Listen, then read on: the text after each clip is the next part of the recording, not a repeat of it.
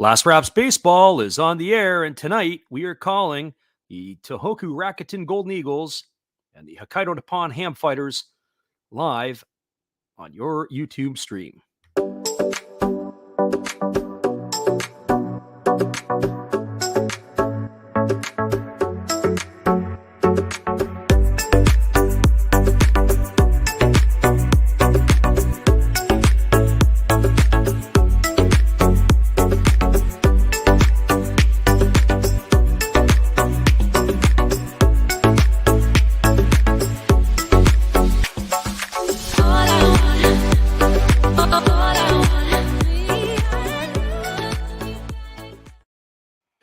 Gozmas, konnichiwa, konbanwa, wherever you're at in the world. Welcome to Last Raps Baseball's live commentary of the Nippon Professional Baseball League.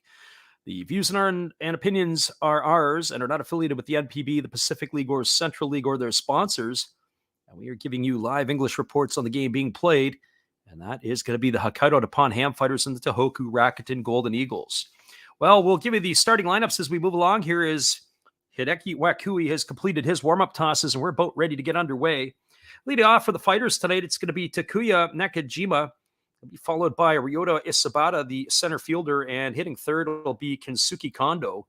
That is the 1, 2, 3 hitters in the batting order for the Fighters as we are about ready to get this one underway. For Wakui on the year, he's worked 44 2/3 innings, allowing 35 hits. He's got an ERA of 3.22, and the right-hander goes into the motion and delivers a first-pitch fastball taken for a called strike, and the count is 0-1. We are underway in Tohoku. The Golden Eagles tonight are still looking to keep that playoff hopes alive as they are currently sitting in third place in the Pacific League, as there's a fastball swung on and fouled away, and the count is now 0-2 to Nakajima, so no balls and 2 strikes. They are 3.5 games back behind the Fukuoka SoftBank Hawks and trail the Oryx Buffaloes by 3. They have a 1-game lead on the Saitama Cebu Lions, as here comes the 0-2 offering as Wakui delivers. It's a fastball swung on. It is lifted into the seats down the third base line. That's going to keep the count at 0-2. It is all coming to an end here in the next 10 days or so for the NPB. The Fukuoka Ball Club has a percentage point as a half-game lead and is 0.005 points ahead of the Oryx Buffaloes. Oryx Buffaloes have currently played 5 more games. And there's a fastball swung on. It is grounded softly over to third. It is fielded neatly by the third baseman, Mochi. He throws to first, and that is going to retire Nakajima on a ground-out 5-3. As Nakajima is retired for the first out of the inning, and that's going to bring up the center fielder, Ryota Isabata. Well, for Isabata on the season, he's hitting .225. He's got a homer and 5 RBIs. We look down the lineup tonight for the Hokkaido Nippon-Ham Fighters. A lot of ugly batting averages in this lineup here tonight.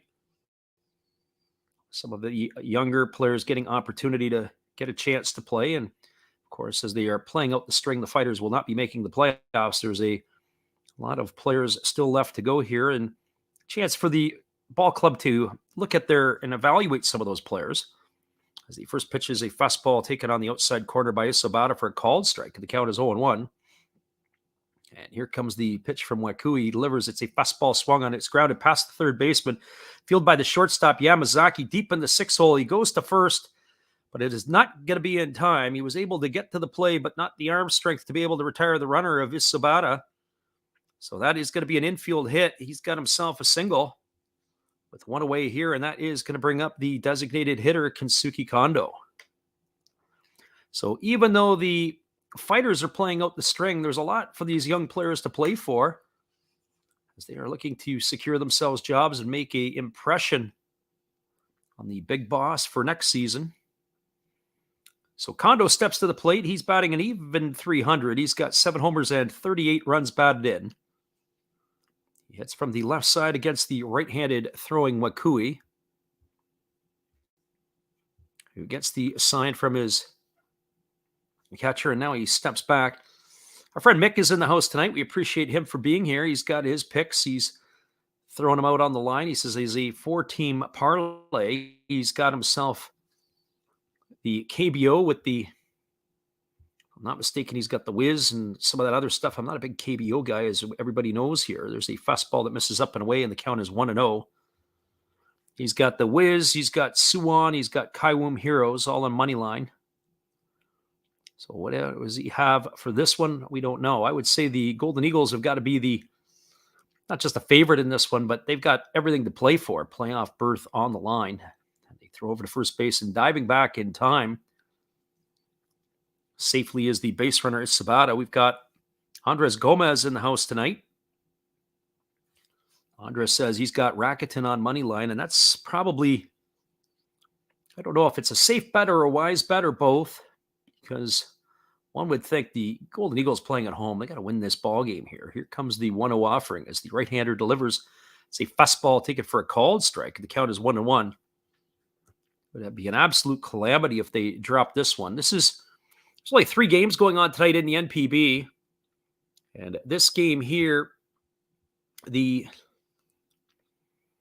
only game that is going on right now, actually check that 5 games going on in the NPB, but the only game right now underway, all the rest of the games will go off at 5 a.m. Eastern or 2 a.m. Pacific. As Wakui throws over to first and diving back is Sobata. Later tonight, it's the Chibalote Marines of the Fukuoka SoftBank Hawks. They're at the PayPay Dome. In the Central League, it's the Yokohama Dada Bay Stars and the Tokyo Yakult Swallows. The Murray Giants and Shinichi Dragons go at it, and the Hanshin Tigers and the Hiroshima Carp. All eyes on that one, as those are 2 teams that are going to be slugging it out. And there goes the runner. Pitch is taken for a called strike, but he slams on the brakes. It was a fake steal in that situation. It looked like he had a decent jump, but he shut it down, did the base runner Isobata. So 1 ball and 2 strikes. But he looked like he definitely had a good jump on Wakui. He may have lost his footing. We didn't see that for sure. So 1 ball and 2 strikes it is. We'll keep an eye on the runner here. And there he goes again. This time he is off to the races. And the throw down to second is in time. The second base umpire punches him out. That's going to be down caught stealing 2-6.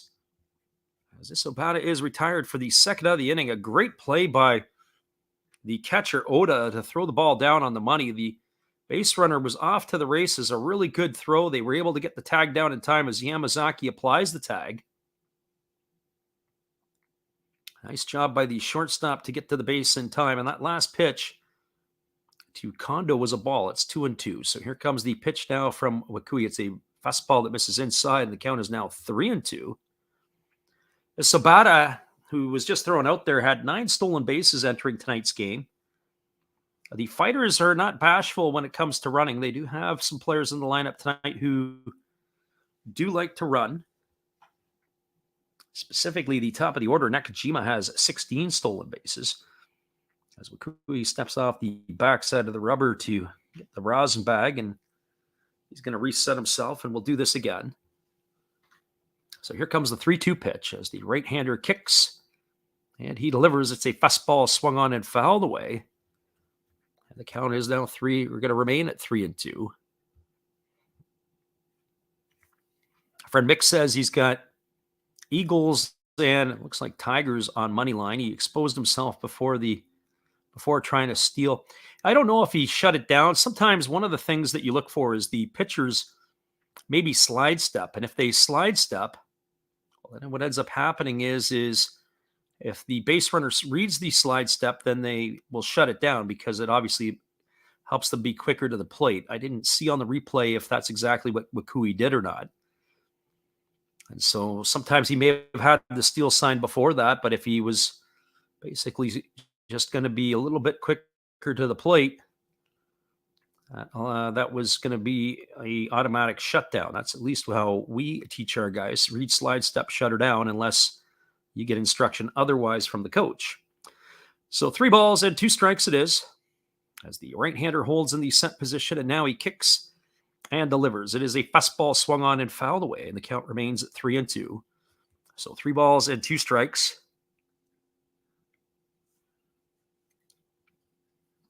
Following Kondo will be Kataro Kiyomiya. We got the start at first base tonight. He waits on deck. He's the probably one of a couple of big power bats in the lineup tonight. The other one has to be Arizmendi Alcantara. So here comes the 3-2 offering as Wakui kicks and he fires. It is a changeup that misses upstairs. That's going to be ball 4. As Kondo's going to get himself a base on balls. And that is going to bring up Kotaro Kiyomiya. Well, for Kiyomiya, he enters the ballgame tonight hitting .215. He's got 17 homers and 46 runs batted in.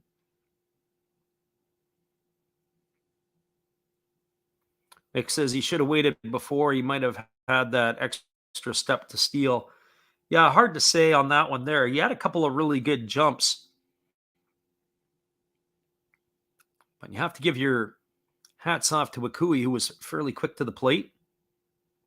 Not to mention the great throw by Oda right on the money. Our friend Alexander is in the house tonight. There's a fastball that misses down and away, and the count is 1-0 to Kotaro Kiyomiya. We've got midweek baseball on our hands here, which is not always the case. Definitely tomorrow night, it does not look like we're going to be able to give you one tomorrow. A lot of games are going to be starting at 10 Pacific or 1 a.m. Eastern.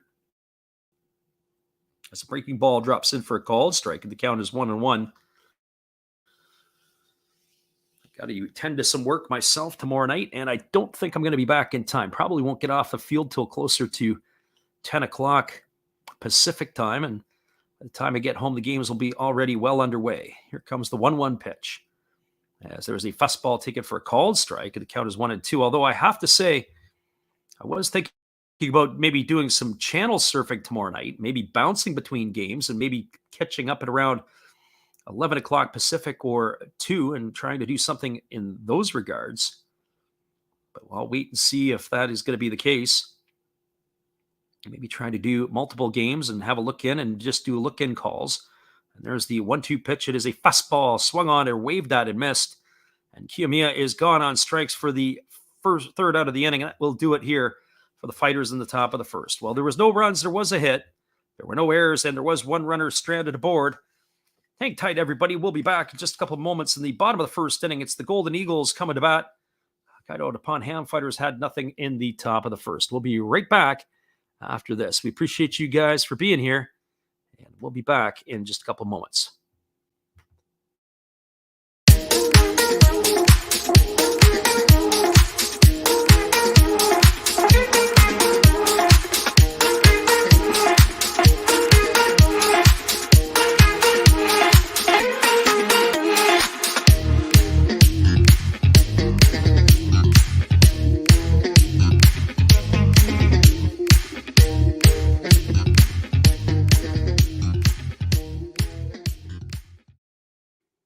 Welcome back, everybody. We're going to be going to the bottom of the first inning, and we're going to give you the starting lineups for the Tohoku Rakuten Golden Eagles. Leading off for them in the bottom of the first inning, it's going to be the shortstop, Tsuyoshi Yamazaki. Hitting second will be the third baseman, Igoro Moji. Hitting third is the second baseman, Hideto Asamura, and in the cleanup spot, it'll be Hiroki Shimochi. Batting fifth is Ryosuke Tatsumi. Hitting sixth is the first baseman, Daichi Suzuki. Hitting seventh is the right fielder, Takiro Okajima. Batting eighth in left field, it's Hiroto Kobakata. And batting ninth and doing the catching is Hikaru Ota. And they are going to be facing the left-hander, Haruka Niyamoto, as he is going to be taking the hill tonight. Niyamoto is 2-3 on the year. He's got worked 49 and a third innings. He has allowed 42 hits, 15 runs, 13 earns, 21 walks, and 45 strikeouts, and that is where he stands. So that is it. And he will be facing here in the leadoff spot. It'll be Tsuyoshi Yamazaki to come to bat. Mick says, other than baseball, what do you do? And that is it. It's baseball 24/7. And here comes the first pitch. It is a fastball that misses inside for ball one, and the count is 1-0. So 1 ball and no strikes to Yamazaki. Yeah, so bouncing around the commentating. We might do some diamond surfing, as we call that. Our friend Alexander says Shimochi is the only gangster in that lineup. Maybe so. And possibly that as well. There's a fastball that drops in, and the count is now 1-1. And there's a fastball delivered, and it is now grounded over to second. It is fielded neatly by Alcantara. He throws to first. And Yamazaki is going to be retired on a ground out 4-3 for the first out of the inning. So one eagle up and one eagle away, and that's going to bring up Bigoro Moji. Mick says being at the San Francisco Giants Stadium was an experience. I haven't had a chance to get down the I-5 that far yet. And that is a goal of mine. Actually, I was kind of hoping that it's usually once or twice a year that the Oakland Athletics and the San Francisco Giants play both on the same weekend at home. There's a breaking ball that misses upstairs, and the count is 1-0. Alexander says, when did he go? He went last weekend. He was, I believe, in Cali for about a week or so. There's a breaking ball that drops in for a called strike, and the count is 1-1. Obviously, getting a chance to go to Seattle, I get to there quite frequently. I've had a chance since living on the West Coast to see the Dodgers and the Diamondbacks. But I haven't made it to San Francisco. There's a fastball swung on. This ball is lined into right field. It's going to be a base hit for Moji as he's got himself a single. And that is going to bring up the second baseman, Hideto Asamura. A couple other things that are kind of neat. This week, as we were covering out or watching some other stuff, looks like it was, as far as I'm concerned, a very interesting World Baseball Classic qualifiers. Great Britain has won the European pool, and I didn't catch the final. I know the Czech Republic was ahead of Spain 3-1. I watched a little bit of it, and I'm not sure how that game ended. That was kind of interesting as well. That was pretty cool to see. The Czechs, I don't know if they've punched their ticket or not. I'm going to have to go and look. There's still two other qualifying rounds. There's a breaking ball that misses up and away. The count is 1-0. One of my former players was pitching for Great Britain. He had pitched in relief in one of the ball games. He had a chance to make his debut. I believe it was in the 2015 European Championships. Kind of a neat experience for a young fella, and maybe it was 2014 around that time, and then he spent some time in the Cincinnati Reds organization. There's a breaking ball that misses outside for a ball. The count's now 2-0, representing his country of birth, although he had only spent a few months there when he was an infant. So 2 balls and no strikes to Hideto Asamura. Alexander says the World Baseball Classic, never heard of it. There you go. And there's a pit throw ball that's thrown over to first, and diving back in time is the base runner Moji.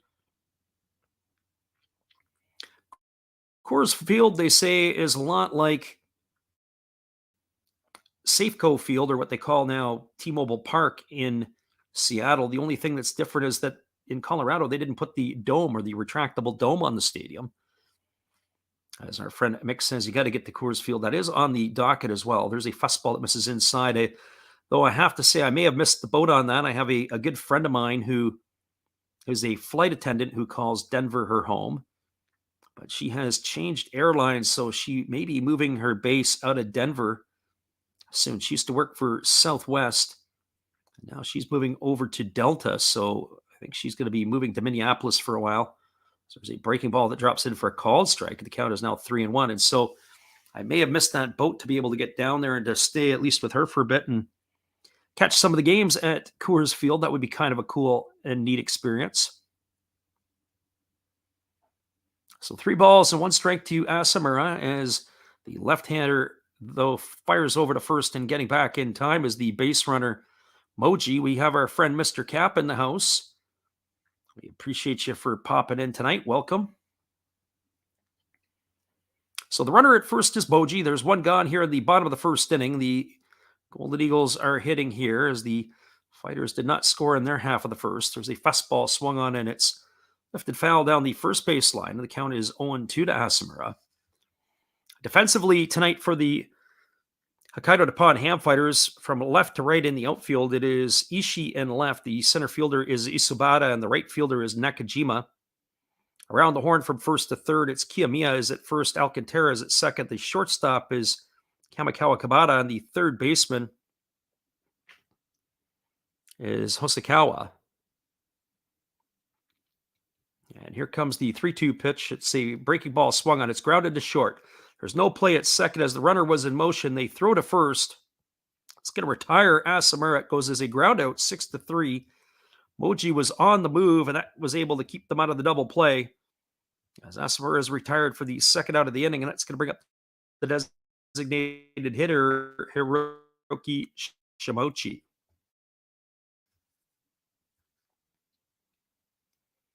Well, for Shimochi, he's batting .305. He's got 14 homers and 70. Fine wine got better, not just with age, but as the season has gone on. The 32-year-old digs himself in, waiting here on the offering from the left-hander Nemoto. As he checks the runner over at second, and now he kicks and delivers. It's a breaking ball that misses down for ball, and the count is 1-0. Our friend Alexander says, go Shimmy. Andreas says, yep, the runner is at second because the ground ball by Asamura retired him, but the runner was in motion, Moji, to stay out of the double play. So he is at second base with 2 gone here. And the lefty holds set. He checks the runner at second and now delivers. It's a breaking ball that misses down. And now the count is 2-0 to Shimochi. So 2 balls and no strikes.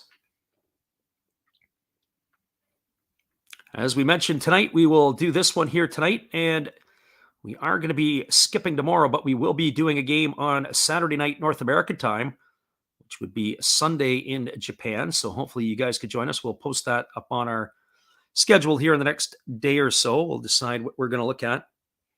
And here's the 2-0 pitch. It is a breaking ball swung on. It is grounded over to second. Alcantara fields it.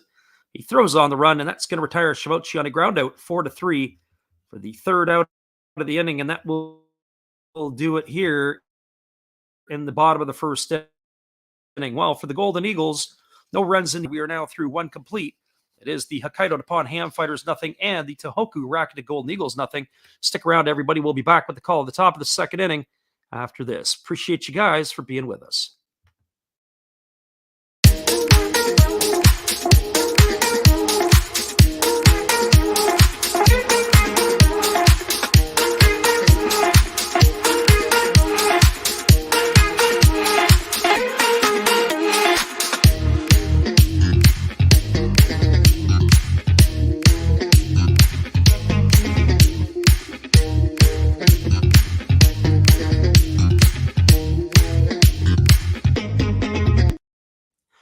We're moving to the top of the second inning. We'll be back in 30 seconds with the call right after these tunes.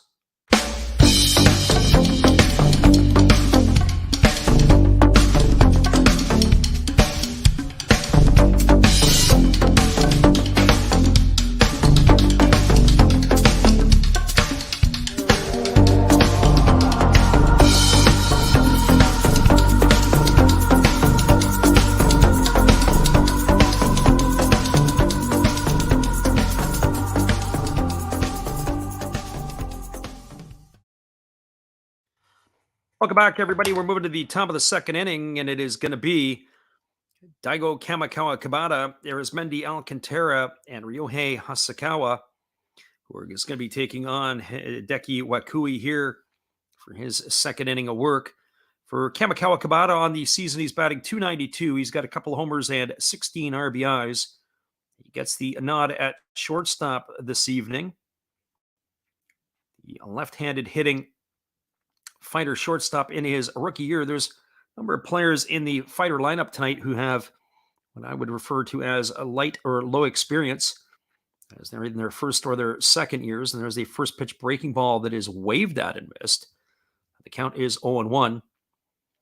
19 pitches in the first inning for the starter Wakui, as he gets ready to work again as he holds set.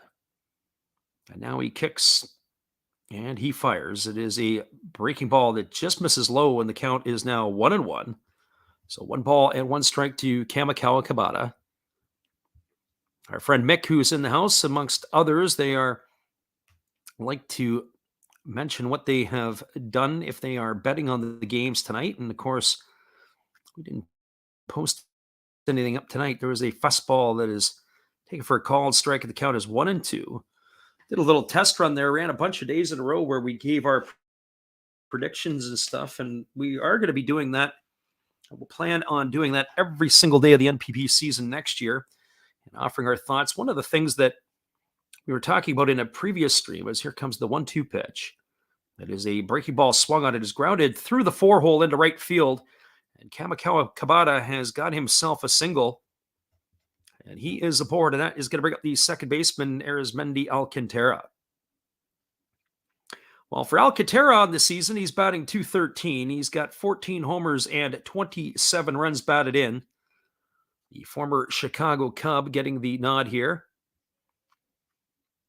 I was starting to say a little bit about the picks and that sort of stuff. I was looking at some things, and we were talking about this in the previous stream or a couple of streams ago, and just information on the NPB and stats and stat breakdowns, at least from the English perspective or from our language. It's very difficult to find some really good and in-depth information. And there's the first pitch breaking ball that misses upstairs for ball one to Alcantara. Alcantara had broke the hands apart, looking like he had wanted to bunt, but he had pulled that one back. Our friend Alexander says, as for betting, he thinks it's a under day today. That I'm not 100% sure, but I didn't look at all the pitching matchups from around the NPB. So here comes the 1-0 pitch to Alcantara as Wakui throws over to first base, and diving back in time is the base runner Kamikawa Kabata. But what I was thinking about was, with regards to the picks, is being able to monitor the bullpen usage, being able to monitor some of those type of things, and getting a little bit more in depth into how some of the teams use their pitching. And there is a fastball that is bunted foul just behind home plate, and the count remains at 1-1 to Alcantara. Alcantara not squaring early to bunt. He has a late break on that sacrifice. Some teams, especially a lot of the teams in the NPB, they want their batters to square early. Alcantara never looked like he was really comfortable or set in that position. So 1 ball and 1 strike as he bats from the left side against the right-handed throwing Wakui. As Wakui works to the set position. And now he kicks and delivers. It is a breaking ball swung on. This ball is belted into deep right center field. Moving back on it is the center fielder Tatsumi. He's going to make the catch. And retreating back to first base is Kamikawa Kabata. So Alcantara goes into the books as a fly ball to center field for the first out of the inning. So 1 away, and that is going to bring up the third baseman, Ryohei Hosokawa. Well, for Hosokawa on the season, he's hitting .148. He's got no homers and 1 run batted in. The 20-year-old is getting the start tonight. As we mentioned, we get into this bottom part of the batting order, and there's some pretty ugly-looking batting averages. Some guys that haven't played a lot this year. They're getting their opportunity here late in the season. As the right-hander Wakui kicks and delivers, he squares to bunt, and he bunts through it. Unable to get the job done. That's going to be a strike for Hosokawa. So no balls and 1 strike it is. Fundamentals, being able to get the ball down, is certainly something that a lot of the Japanese teams really see if the young fighters will be able to keep up the pace. But those are the type of things. When you look at the Golden Eagles batting order, they have a number of players who are very good bunters, able to push the runners over and move them. And they have a couple that are actually really wizardry with the bats. There's a fastball that misses outside of the count is 1-1.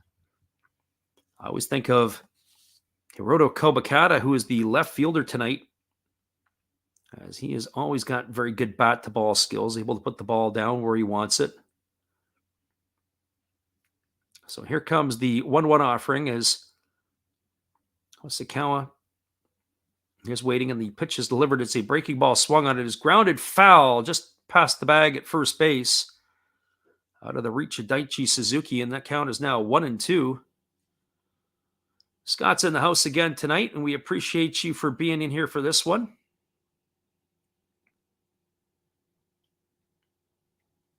Our friend Alexander just backs up and he says he doesn't think that he thinks Tohoku wins this game for sure. There's no way they throw this to the Fighters again. One would have to think that they have got to get a victory here. There's a fastball swung on and fouled away. Count remains at 1-2. I was looking earlier at the amount of games that we have left in the NPB. And obviously, we're starting to run out of real estate. A lot of these, not just the teams, but running out of time on the season. The Tohoku Rakuten Golden Eagles, after this game here today with the Fighters, they play the Buffaloes tomorrow.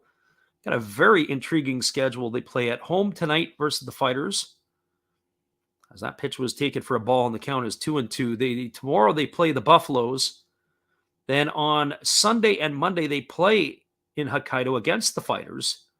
Then Tuesday they go and play the Buffaloes. Then Wednesday it's at home to the Lions, and Thursday, Friday at home to the Hawks. Well, they're trying to get some of these games that were either rained out or postponed because of COVID early in the year made up, as they throw over to first base, and diving back in time is the base runner Kamikawa Kabata. So the frequent flyer miles, so to speak, in Japan will be picking up here over this next week, because they're going to be in town, out of town, all over town, especially after they had had a couple of days off. Their last game was on Tuesday, Japanese time, as they had played the Saitama Cebu Lions. They had a couple of days off, and now it becomes a mad scramble to the finish. And there's a breaking ball swung on and missed. And Hosokawa is retired on strikes for the second out of the inning. 2 gone here. That's going to bring up the catcher, Yuki Umbayashi. Well, when you watch that last pitch and you watch that last swing, there's sometimes you look at hitters and you say, oh, they were fooled on the pitch. Well, that one there, it looked like Hosokawa had no idea what was coming. The swing was absolutely atrocious. So Umbayashi, who steps to the plate here with 2 gone. That's from the right side. He is hitting 128 on the year with no homers and 3 RBIs. He gets himself set in here on the right side, ready to face the right-hander Wakui. We have Easy Money Sniper Bobby popping in from the Netherlands. We appreciate you for listening in. There's a breaking ball taken for a called strike, and the count is 0-1. Our friend Mick says, you got to call any postseason MLB. We are going to do some stuff. The problem is are the games going to be able to match up with what we're doing? There's a fastball taken for a called strike. And the count is now 0 balls and 2 strikes to Umbayashi. And then we have our friend popping in asking if we are Japanese. Nope, not Japanese. Not that I can tell anyways. That's definitely not the case. But we are glad you are in, as I don't read the Japanese script, so I don't know what to call him, but other than our Japanese friend. There's a 0-2 pitch. It's a split-figure pitch that misses down and away, and the count is now 1-2. So 1 ball and 2 strikes to Umbayashi. Kazunori Ishii waits his turn on deck if he can extend the inning here for the Fighters.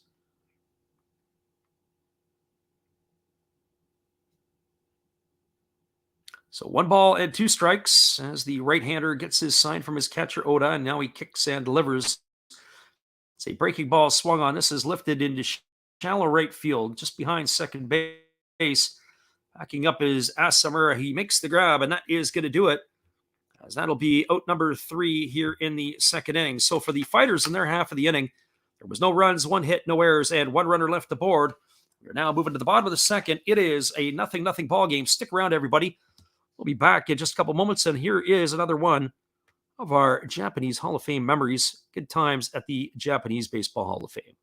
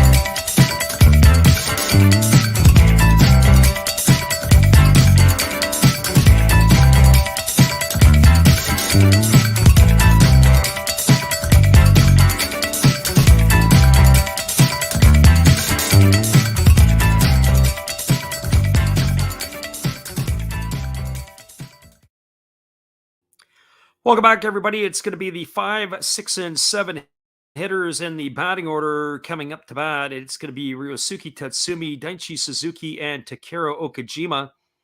We now officially can start the stream as our friend Brian Solera is in the house tonight. He is fist pumping for a 8-2 Tohoku victory.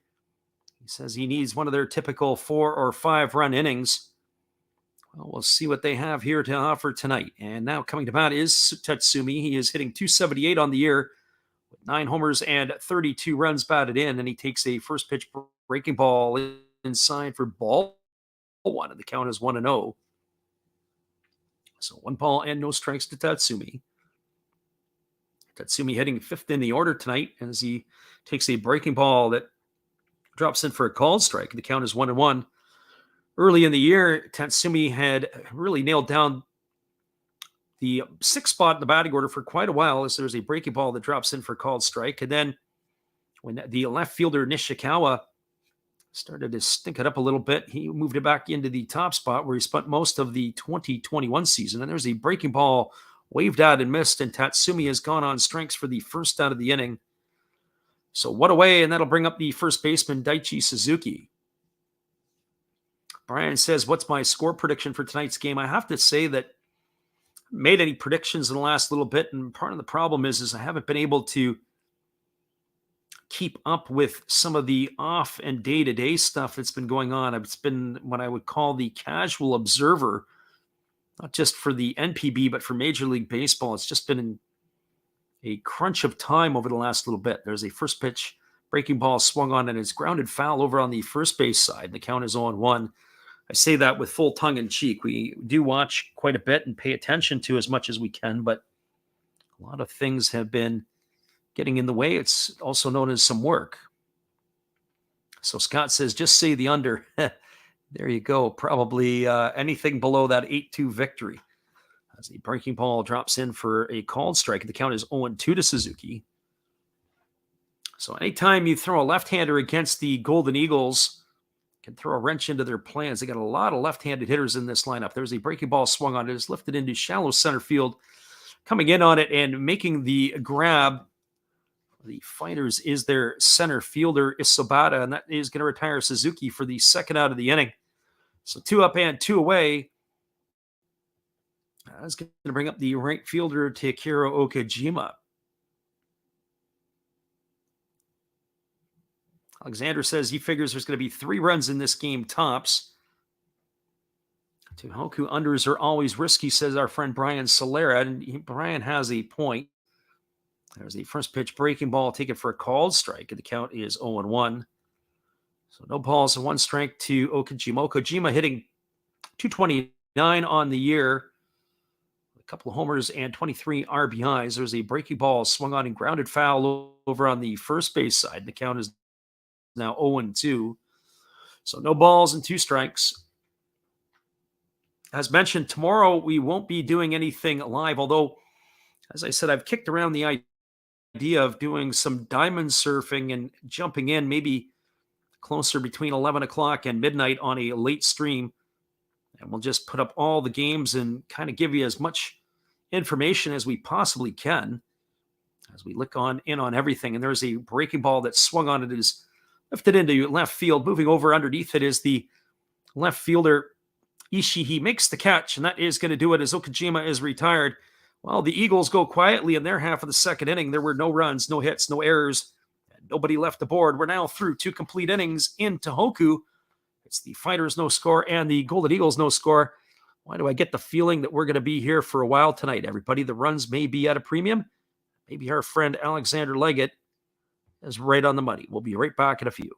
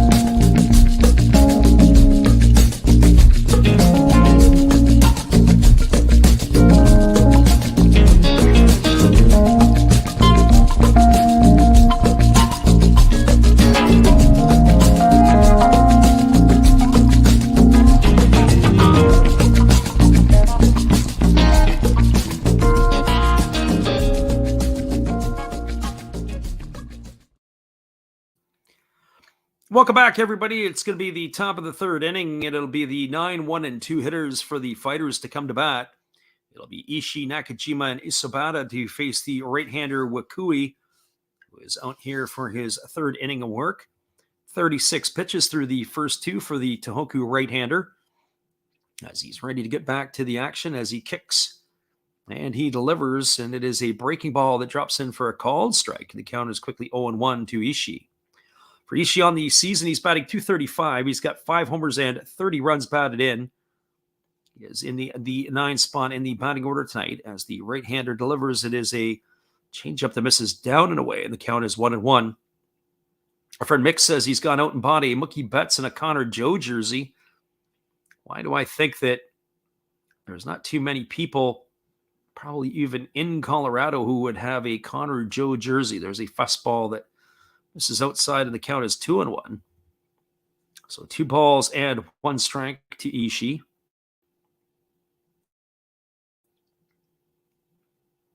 Mookie Betts, though, on the other hand, quite a bit of popularity. One of my former players was actually roommates with Mickey in the minor leagues. There's a breaking ball that is swung on. It is grounded through the 4-hole into right field. And that is going to be a base hit for Ishii as he's aboard with a single.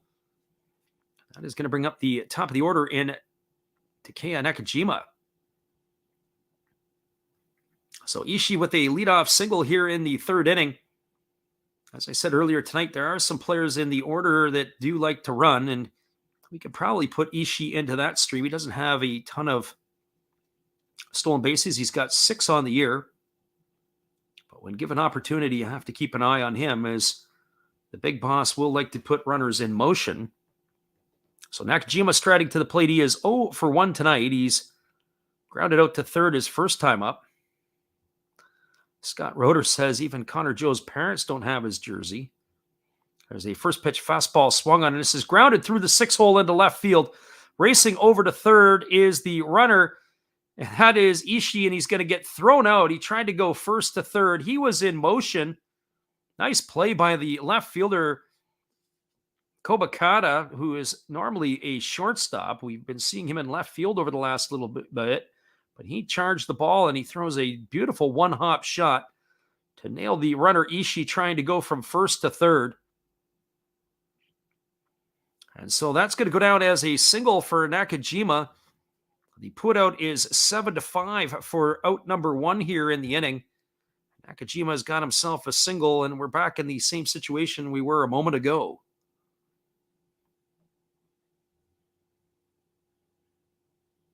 Our friend Mick says he didn't want to get an obvious player like Cron or Daza or Diaz. I think, to be honest with you, Mick, I think you could have bought any one of those 3 jerseys and you still wouldn't have been obvious.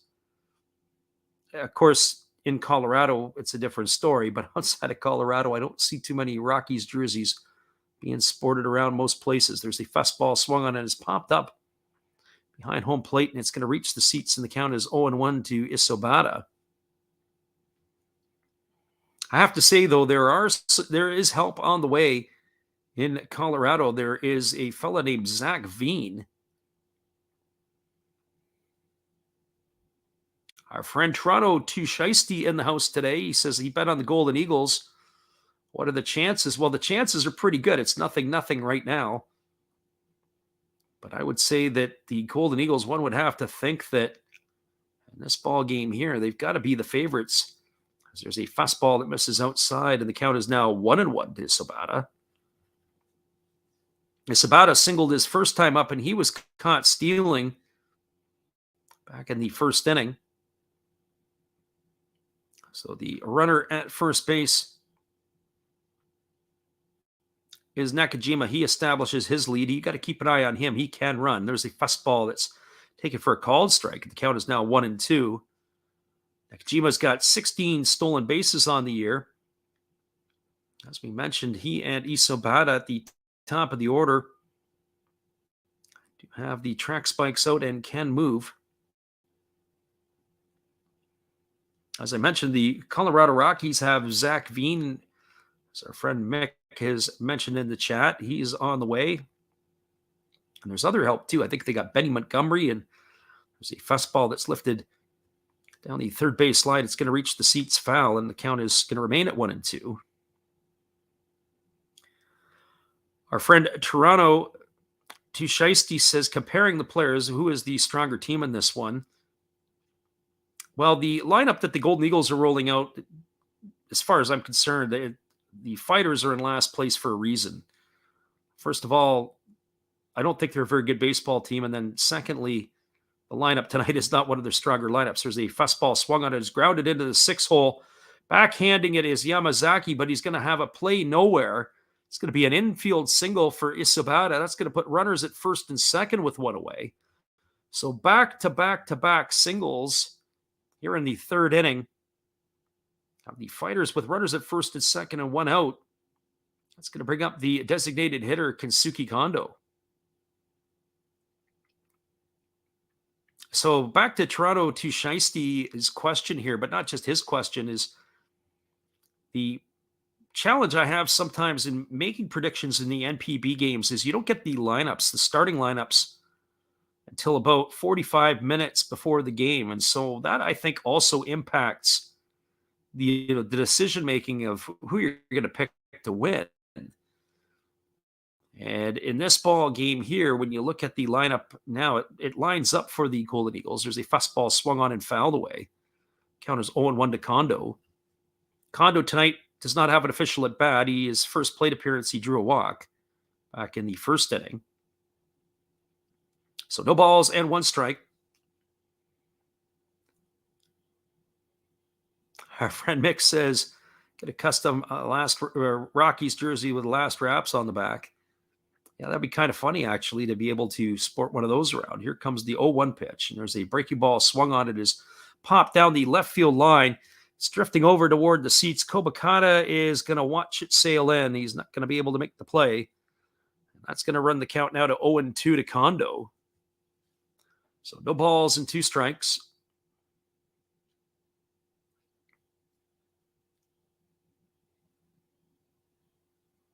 Friend Brian says Takahashi pitched lights out for the Chinichi Dragons yesterday against the Cult Swallows.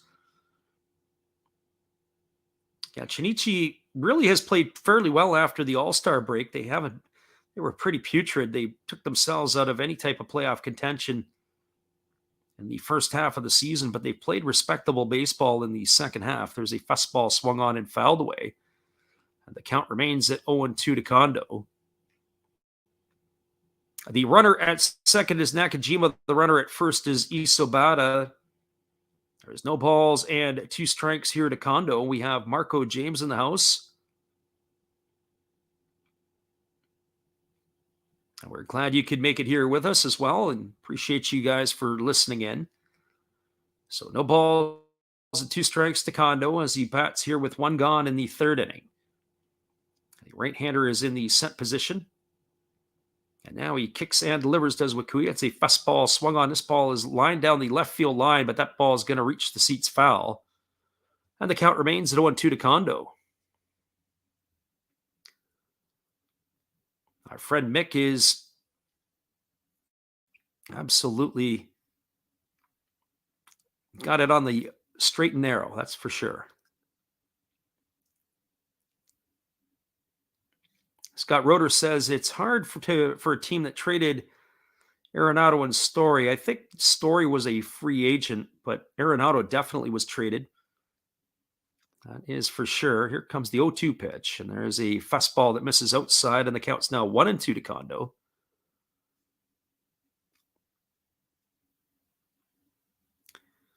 Alexander says his theory is the Dragons were trying to get too cute. They gave up and played normal baseball, which let them win games. One of the things is I don't get a chance to watch the Central League a whole ton. Most of our games we call is in the Pacific League, although we have done a few Central League games. And the big challenge with the Central League is I don't know the players as well as I do in the Pacific. There's a fastball that misses inside. The count is 2-2. I was saying, and some of our other streams, when you call a single team or you call one team consistently all the way through, you really get a chance to know their players' top drawer. Well, calling the Pacific League games and What I enjoy is seeing those teams. You get to know the players and you're more familiar with the group.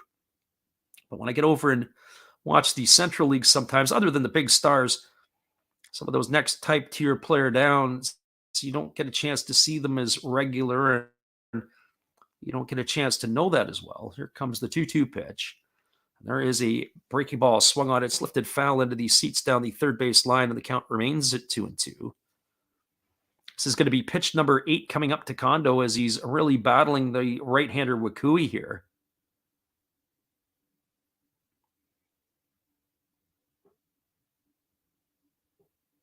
So 2 balls and 2 strikes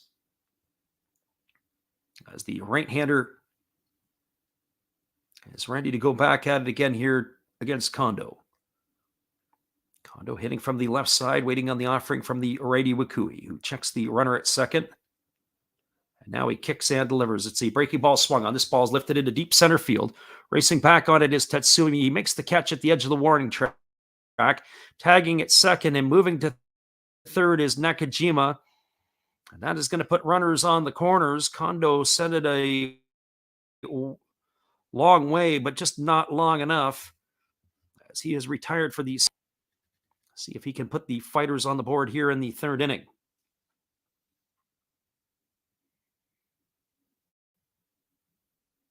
Our friend Mick says, yeah, I don't think the Mariners were ever in my world. Not even in that part of my world in 1998. 1998, I'd already. So runners run the corners. Isabata, the runner at first, and Nakajima is at third. For Kiyomiya tonight, he struck out his first time up to end the first inning. He's got 17 homers and 46 runs batted in on the season. His average has slipped to 214, and the throw over to first base and diving back in time safely is the base runner Isabata.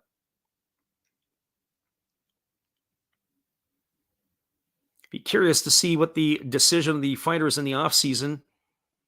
As far as I know, it was a 1-year deal for the big boss, but I have to confirm on that. Here comes the pitch. It is a fastball that misses upstairs. And the count is 1-0. And I think he is out of contract at the end of the year. So 1 ball and no strikes to Kiyomiya.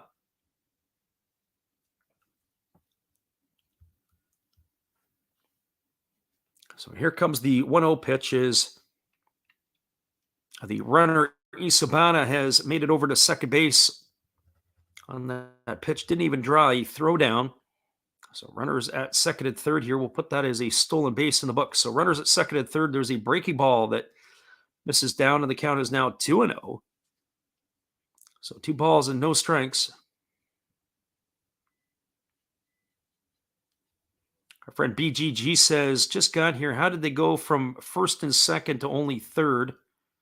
Right now, there's runners at second and third.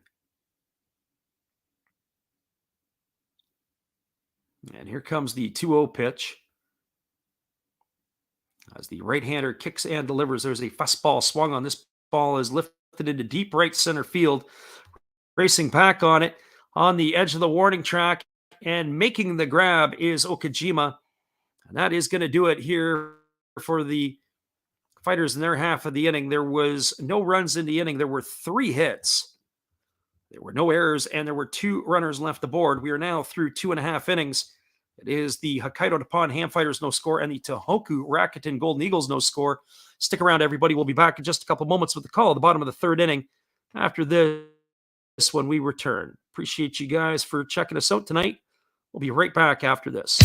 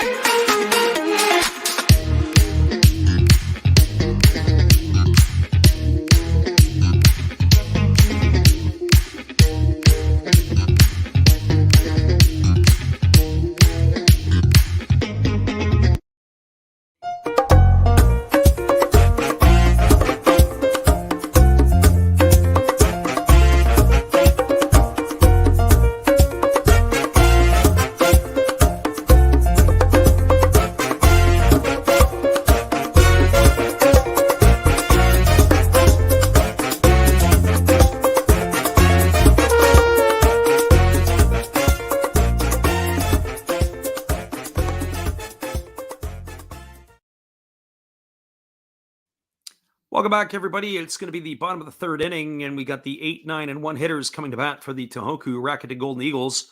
That means it's going to be Hiroto Kobakata, Hikaru Oda, and the top of the order, Tsuyoshi Yamazaki. Our friend Mick in the last inning asked, he says, if you could play for a major league club, who would you have went with and why? We'll get to that in a second. Here comes the first pitch. It is a breaking ball, taken for a called strike. The count is 0-1 to Kobakata. Kobakata hitting 267 on the year. He's got a couple of homers and 27 RBIs. There's a breaking ball that misses down, and the count is 1-1. You know, when you're a young kid growing up, obviously the team that your impressions are formed with are the ones that you support. Here's the 1-1 pitch. There's a fastball swung on. It is grounded, and it is fielded neatly by the first baseman, Kiyomiya, who takes it into foul territory. And he comes back and steps on the bag, and that is going to retire Kobakata. And he ground out to 3 for out number 1 here in the third inning. And that'll bring up the catcher, Hikaru Oda. So as I was saying, as a young child of the game or the sport, you want the home team. And of course, my home team would have been the Detroit Tigers, growing up only about 20 minutes from old Tigers Stadium. Great opportunity to watch ball games and to be able to see things. But truthfully speaking, if I had to say this, I would probably say when it's as an older person looking back, the organizations that you would want to play for would be like the Atlanta Braves, the Dodgers, the Yankees. And I'll share you a few stories there in a minute. There was a breaking ball that this is down and the count is 1-0. Toronto Blue Jays also have a very positive, strong reputation, and it's known that they take care of their players. Boston Red Sox, same type of deal. And here comes the 1-0 pitch as the lefty kicks and delivers. There's a fastball taken for a called strike. The count is 1-1. I had a player that used to play for me, ended up in the Milwaukee Brewers organization. And the Milwaukee Brewers are notoriously, or were notoriously, considered to be a very cheap organization. There's a fastball that swung on. This ball is lifted into right field. Moving over underneath it is the right fielder, Nakajima. He's going to make the catch. And that is going to retire Oda for the second out of the innings. So 2 up and 2 away. I'll bring up the top of the order in Yamazaki. And so just to finish off that thought, the Brewers, what they would do with their rookie ball clubs is they would get hand-me-down jackets and hand-me-down type stuff from the ball club. And at the end of the year, they make the players turn it back in. So you get a jacket, and it's like, here's your jacket, and you had to turn it back in, and it was something that the big league club had worn maybe from a couple of years before or whatever it might be. And there's a first pitch breaking ball taken for a called strike. And the count is 0-1. So certain teams, obviously, not necessarily taking care of their players. There's a fastball that swung on and fouled away. There was another fella that I used to work with who played in the Diamondback organization. And at once upon a time, they were really different. They were peanut butter and jelly sandwiches for the minor league players. There's the 0-2 pitch. It's a fastball swung on and fouled away. So here you got young athletes. You're trying to get these guys to work out. You're trying to get them to eat properly. And the best you could do in your pre and post game spreads is peanut butter and jelly sandwiches. So no balls and 2 strikes to Yamazaki as he bats here in the third inning. And he pitches a breaking ball taken for a called third strike. Yamazaki stood there like the house by the side of the road and watched it go by for out number 3. And that's going to do it for Tohoku in the bottom half of the third inning. Well, they go quickly and they go quietly. There were no runs, no hits, no errors, and nobody left the board. We'll be back here in just a couple of moments. It is a 0-0 ball game as we move to the top of the fourth inning. Hang tight, everybody. We'll be right back in just a few.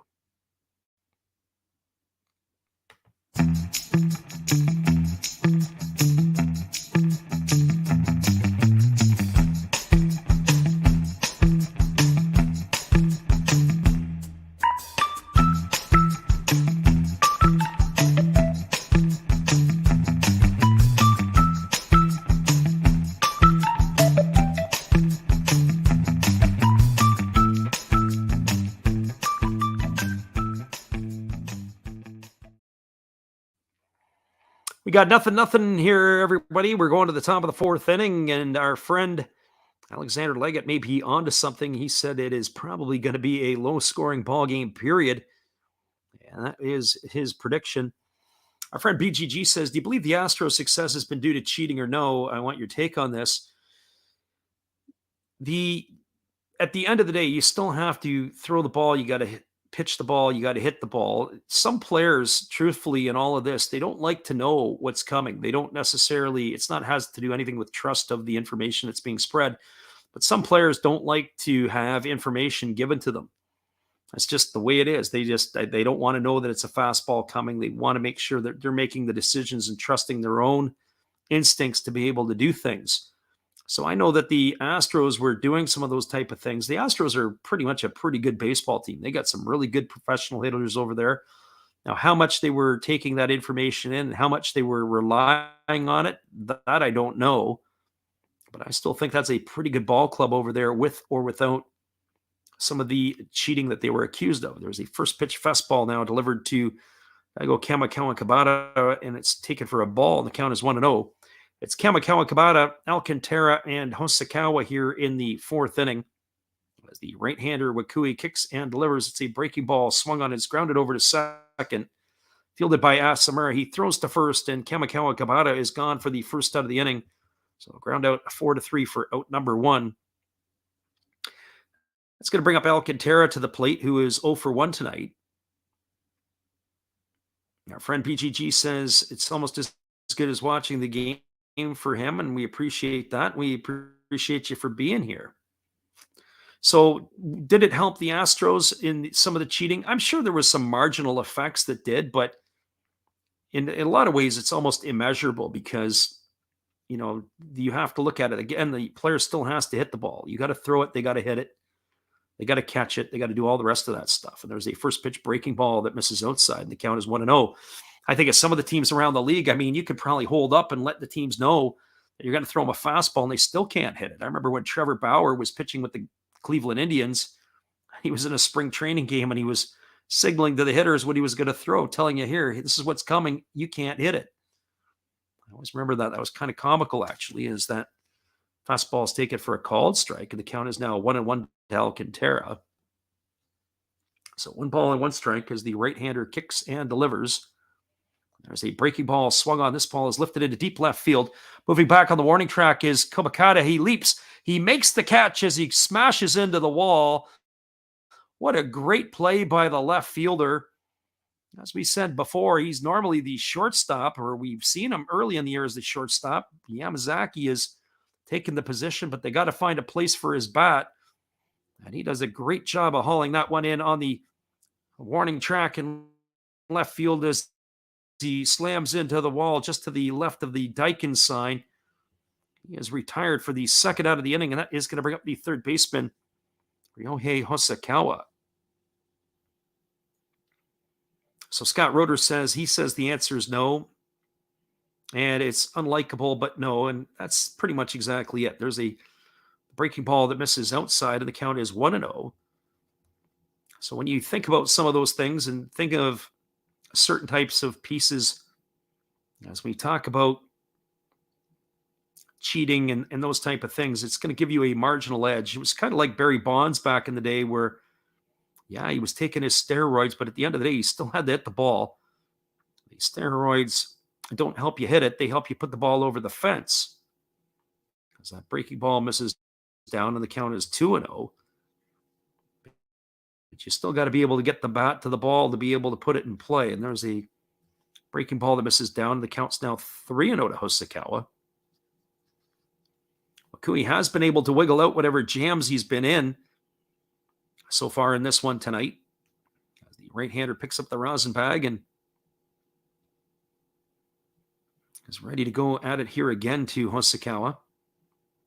He holds center at the belt, and now he kicks and delivers. It is a fastball taken for a called strike, and the count is 3-1.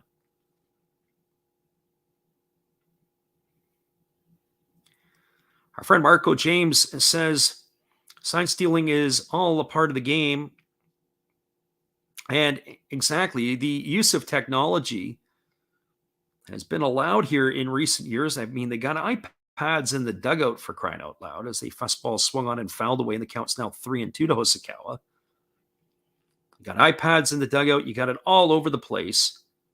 As soon as you let the stuff get into the dugouts, well, that's what's happening. And you go back 25 years ago, they used to have computers underneath behind the dugouts where guys could go down and look at the pitcher's motions and how they swing. And there's a fastball taken for a called third strike. Osakawa goes down on strikes for the second time tonight. And that is going to do it here for the Fighters in the top of the fourth inning. There were no runs, no hits, no errors, and nobody left the board. We're moving to the bottom of the fourth. We'll come on back in just a few minutes and talk more about sign stealing and all that other fun stuff after this. Appreciate you guys for being here. We got a 0-0 ball game on our hands as we're moving to the fourth inning. I'll be right back after this.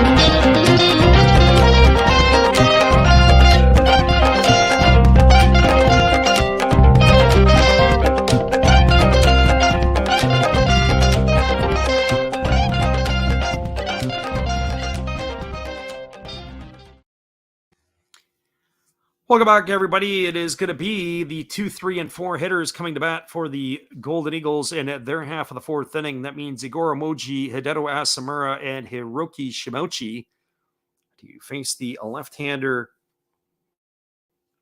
Nemoda, who is ready to begin his fourth inning of work. We're just trying to get a little bit of information here. It looks like we may have a substitution in the ball game for the Fighters. We'll get you that as it moves along here in a moment. Just taking a look to see who number 61 is and who is entering the fray here. Maybe a left side. It looks like Isobata, the left fielder, check that. The center fielder, his day is done. So we'll get the movement for you in just a couple moments. Isobata had 2 hits tonight, 2 hits and a stolen base. Yet he is going to be removed from the ball game. And there's a first pitch breaking ball that misses down to Moji, and the count is 1-0. Our friend BGG says he understands why the Astros get flack. And there's a breaking ball that misses down, and the count is 2-0. And you're absolutely correct. I mean, the ball club is a very strong ball club. I mean, you look at their pitching, they haven't skipped a beat. Garrett Cole, see you later. Zach Greinke, of course, is in the twilight of his career. There's a breaking ball that misses outside. The count's now 3-0 to Moji. And they haven't skipped a beat with the players that they have. I think it was Framber Valdez. He or Jose Urquidy, I'm pretty sure it was Valdez, was an international free agent signing as a youngster. They threw $10,000 his way, and that's what you're getting in a return. He's like a first-round draft pick. And there's a fastball taken by Moji for a called strike, and the count is 3-1. BGG asked the question. He says, are low-scoring affairs common in this league? Not necessarily. There's a fastball swung on and missed, and the count is now 3-2. So I think this could be one of those situations where you've got a mid-afternoon affair here. Obviously, it's not a typical ball game where you have like on the weekends, they'll play on Saturday and Sunday. This is a Friday game, and it's a rare Friday afternoon affair.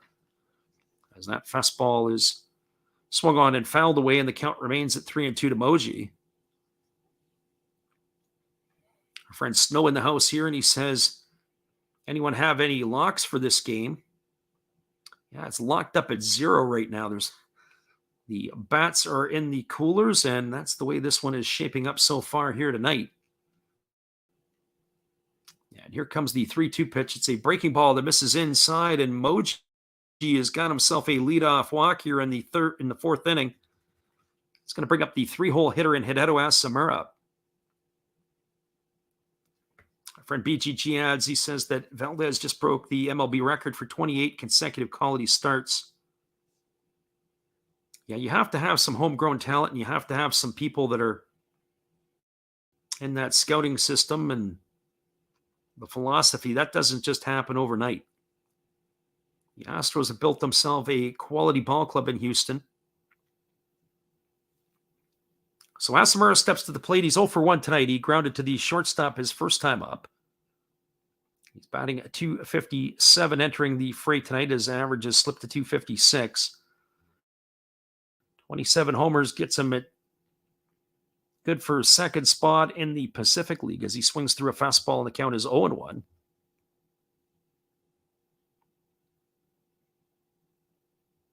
So no balls and 1 strike. Our friend BGG says he managed to lock under the 3.5 through 5 innings. And there's a breaking ball that catches the outside corner, and the count is now no balls and 2 strikes. I would think that the Golden Eagles bullpen is obviously well rested, having not played for the last couple of days, so they should have everybody available tonight. And the needle points to the Golden Eagles. They get the couple of runs here. It'll be lights out. They've got the runner hung up as Moji is on his way to second. They throw over to first, and now they throw it in, gets by the shortstop who's covering the bag. So Moji took off. He's going to get himself a stolen base. They had him picked off at first base as the pitcher, Nomoto, fired over to first. The throw from the first baseman down to the second baseman covering was Alcantara, and it gets through him. So that's going to be an error charged to the first baseman. One might think, no, actually, it'll go down as a stolen base. I don't think they're going to rule that as an error. I don't know if they would have been able to have made the play anyway. It was a big jump there by Moji. Would have been a perfect throw. But we'll get the official scoring for that in just a moment or two. It's no balls and 2 strikes to Asamura with the runner now in scoring position.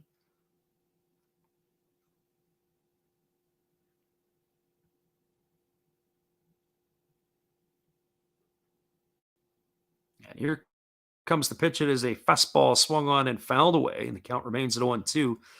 Friend Scott says the rare timing of the game is what has influenced the odds to the under. I would think, Scott, there might be some of that besides the pitching. You think about it, you got a couple of reasons here. You've got the Eagles who've had the last couple of days off. You've got their entire bullpen well rested. They can go to the bullpen early in this one. They've been sitting and waiting. They haven't played since Tuesday, Japan time. They had Wednesday and Thursday off. Some of these games are makeup games. As there's a breaking ball that misses down. The count is 1-2 to Asamura. I'm just giving you my perspective on some of those things. And I think that, this is almost a quote-unquote getaway game. As we were talking a little bit earlier, as the Golden Eagles in this one will host tomorrow the Buffaloes, and then they go to Hokkaido for 2. And then they go to play the Buffaloes in Osaka for another one.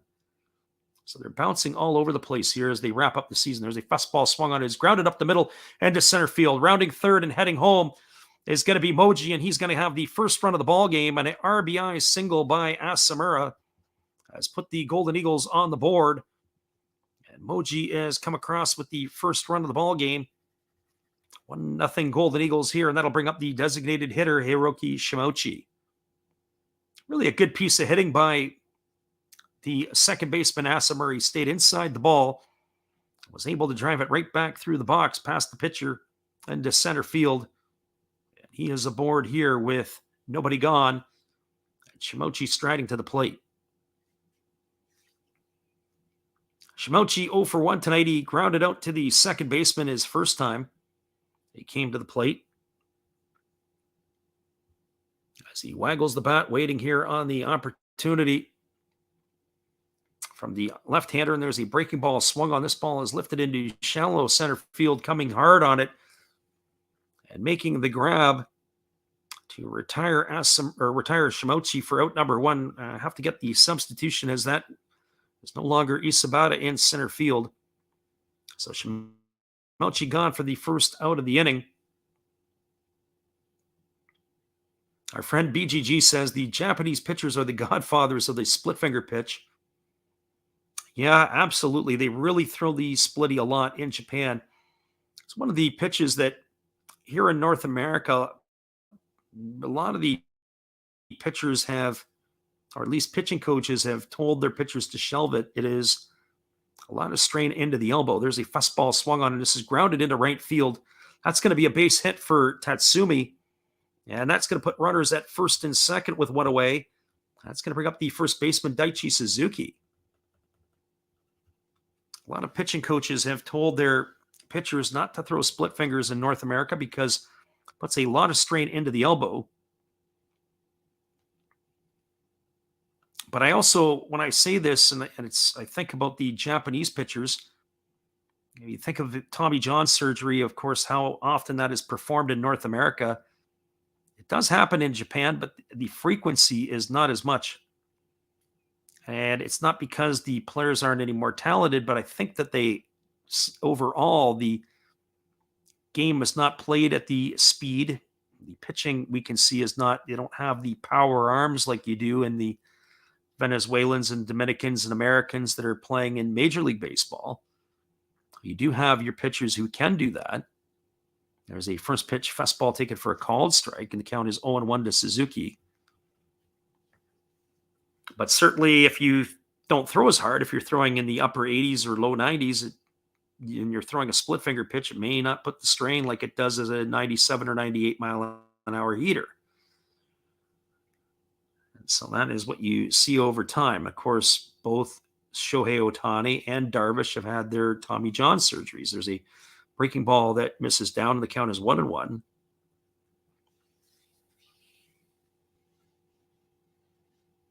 Andres Gomez says, which baseball team has more history out of these two? That's a good question. When I think of these teams, I don't think of long history. I think of, obviously, the Yomiuri Giants, and I think of the Hiroshima Carp and the Hanshin Tigers. You know, when you think of history of teams in the NPB, the Central League, the breaking ball misses down and away, and the count is now 2-1. When I think of great players, I do think of the Hokkaido Nippon-Ham fighters. We talk about Ohtani and Yu Darvish. Both of those players played for the Fighters, as well as Kohei Arihara, who recently was released by the Texas Rangers.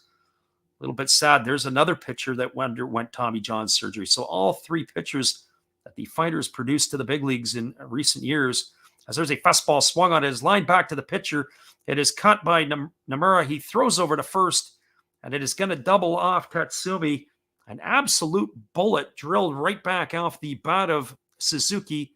He's retired for the second out. They get Tatsumi over at first for out number 3, and that is going to do it here in the 4th inning for the Golden Eagles. Well, they got a run in the inning on 2 hits. There were no errors, and there was 1 runner left aboard. We're now through 4 complete. It is a 1-0 ball game. We are moving to the 5th. Hang tight, everybody. We'll be right back in just a couple moments. We appreciate you guys for being here.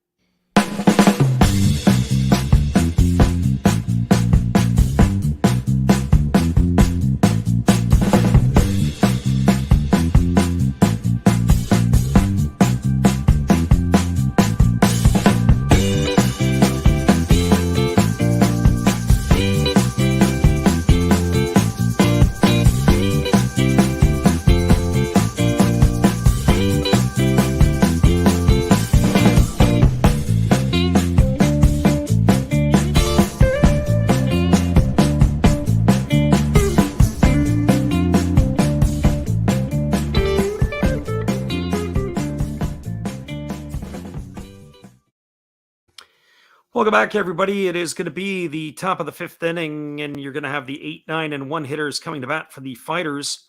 That means it's going to be Umbayashi, Ishii, and Nakajima. Last one we saw was an absolute bullet off the bat of Suzuki. A really nice play by the pitcher, Nemoto, who was able to catch the line drive and be able to nail Tatsumi. There was, unfortunately for Tatsumi, there was nowhere to go.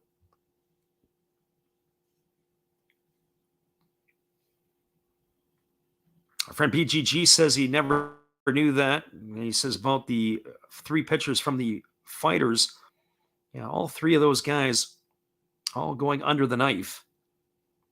It makes you wonder a little bit. You have how many millions of dollars They're on the disabled list each year in Major League Baseball because pitchers are going under the knife. And here comes the first pitch to Umbiyashi. It's a fastball swung on and missed. The count is 0-1. Something else I found fascinating, I was listening to the MLB Network in the offseason last year, and they were talking a little bit about a former Japanese player, Yoshi Tsutsugo. As here comes the 0-1 pitch, as it is a fastball that misses outside. Tsutsugo, as some of you may or may not know, the former Yokohama Bay star, was with the Tampa Bay Rays in the World Series against the Dodgers a couple years back. He bounced around a little bit. He ended up in the Dodger organization. He was with Pittsburgh for quite a bit this year, or last year and this year, and then he's in AAA with the Toronto Blue Jays. There's a breaking ball that misses down, and the count is 2-1. And one of the things I found fascinating that they were talking about is they said the reason Tsutsugo only had 2 big league at-bats, or 2 at-bats in the World Series for the Rays, was that when he faced pitching that was 95 miles an hour and above, he hit about 50 points lower than his 189 batting average. There's a fastball that swung on and fouled away, and the count is now 2-2. And Tsutsugo, when they were playing the Dodgers and the Dodger power arms, they would get him out of there. They weren't bringing him in unless, of course, it was a breaking ball type of pitcher. Then that was something that he excelled at. So you also get a chance to see that some of these Japanese players are not getting the steady diet of 95 to 100 mile an hour fastballs night in, night out, like a major league player has when you're watching the NPB. And it's not to criticize the pitchers. There's a fastball swung on his line down the right field line, and that is going to have room, and Okajima is going to make the catch. He's going to haul that one in as Umbiyashi is going to be retired for the first out of the inning, and that's going to bring up the left fielder Ishii. But as I was talking about, you've got the power arms in the NPB, which there are. When I think of Morishita for the Carp, and Kodai Senga for the Fukuoka Ball Club, and Yamamoto for the Buffaloes, amongst some of those. But as each team will have 1 or 2 real power arms, especially in the starting role, and some bullpen arms that are in that class as well. As the fastball is swung on and fouled away by Ishii, and the count is 0-1. It's not like the steady diet that you get in Major League Baseball where you can roll guys that are throwing 95 to 100 plus night in and night out. Here comes the 0-1 pitch as the right-hander delivers. It's a fastball that misses outside, and the count is 1-1. BGG asks, he says, are there any, if any, American players in the league? Yep, each team can carry, well, I should put it this way. You can have 3 import players in your lineup at one time. You can put 4 on a game sheet at one time. And sometimes teams will carry more than that. So as there's a breaking ball that misses down, the count is now 2-1. So who are the players for either of these teams? Well, tonight there's nobody in the lineup other than Alcantara, but Alcantara is not American. He is, I believe, Dominican, as he's the second baseman for the Fighters. So here comes the 2-1 pitch as the right-hander holds set. Now he kicks and delivers. It is a breaking ball swung on. It is popped up into shallow left field. Backing up on it is Yamazaki. He's got time and space. He's going to make the grab, and that is going to retire Ishii for the second out of the inning. So 2 up and 2 away, and that brings up the top of the order in Takuya Nakajima.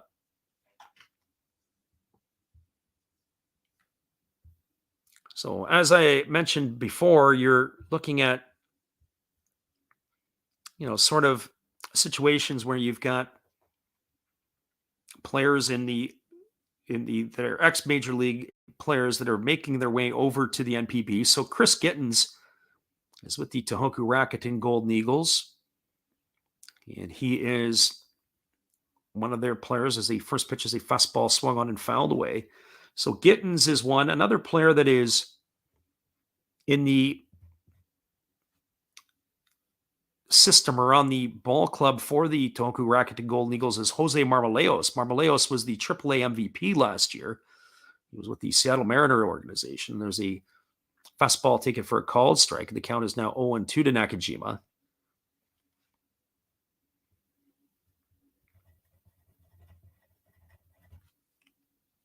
So no balls and 2 strikes.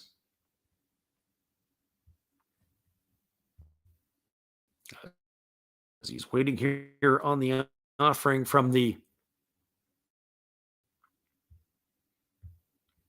Tohoku right-hander, who holds set at the belt. And now he kicks and delivers. It's a breaking ball that misses up and away, and the count is now 1-2. So 1 ball and 2 strikes it is. Waiting on deck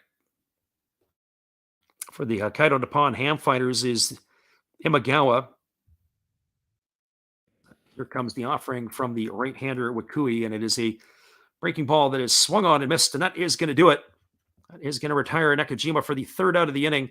Well, the fighters go quietly in their half of the fifth. They're looking to find a way to score a run.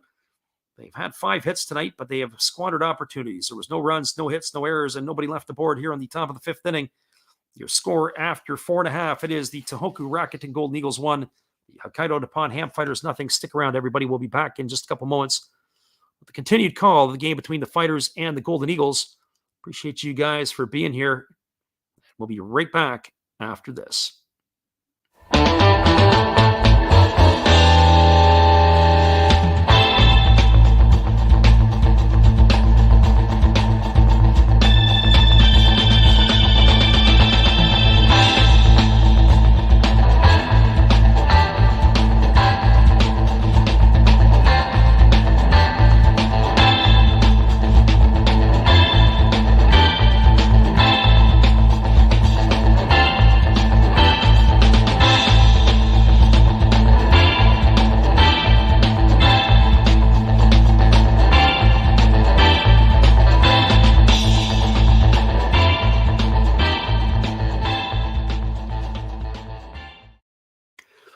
Welcome back, everybody. It's going to be the 7, 8, and 9 hitters coming to bat for the Tohoku Rakuten Golden Eagles. That means Takeru Okajima, Hiroto Kobakata, and Hikaru Oda come to bat here in the bottom of the fifth inning. It is a 1-0 Tohoku lead, as our friend Alexander Leggett popped in here and has mentioned to us that his drive home. Our friend Daquan O'Reilly is in here asking a whole bunch of questions about the game high or low and all the rest of that stuff. Well, some of the people in the chat, if you scroll up through the rest, they've had their offerings in here. This game here looks like it's going to be a tight affair as a breaking ball that misses down and away, and the count is 1-0 to Okajima. It's shaping up like a ball game that could be a 2-1 or a 1-0 game, the way the fighters have been squandering their opportunities. There's a fastball ticket for a called strike, and the count is now 1-1. So 1 ball and 1 strike to Okajima. It looks like they left their bats in the freezers. You're going to have to thaw them out. There's a fastball swung on and fouled away, and the count is now 1-2 to Okajima. The lefty Nemoto was at 54 pitches through the first 4 innings. As here comes the 1-2 pitch. It's a breaking ball swung on at his top, slowly back to the mound. Fielded neatly by Nemoto. He throws to first. That is going to retire Okajima on a ground out 1-3 for the first out of the inning. 1 up and 1 away, and that'll bring up the left fielder Hiroto Kobakata.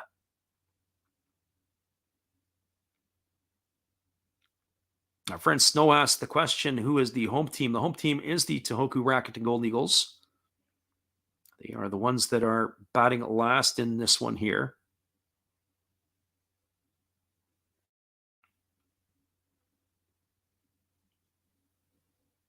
Our friend Snow said, who won the Dodgers game? I didn't get a chance to see any of the MLB games today.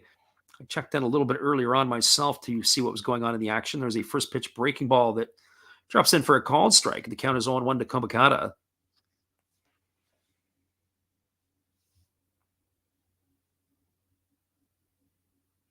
So no balls and 1 strike.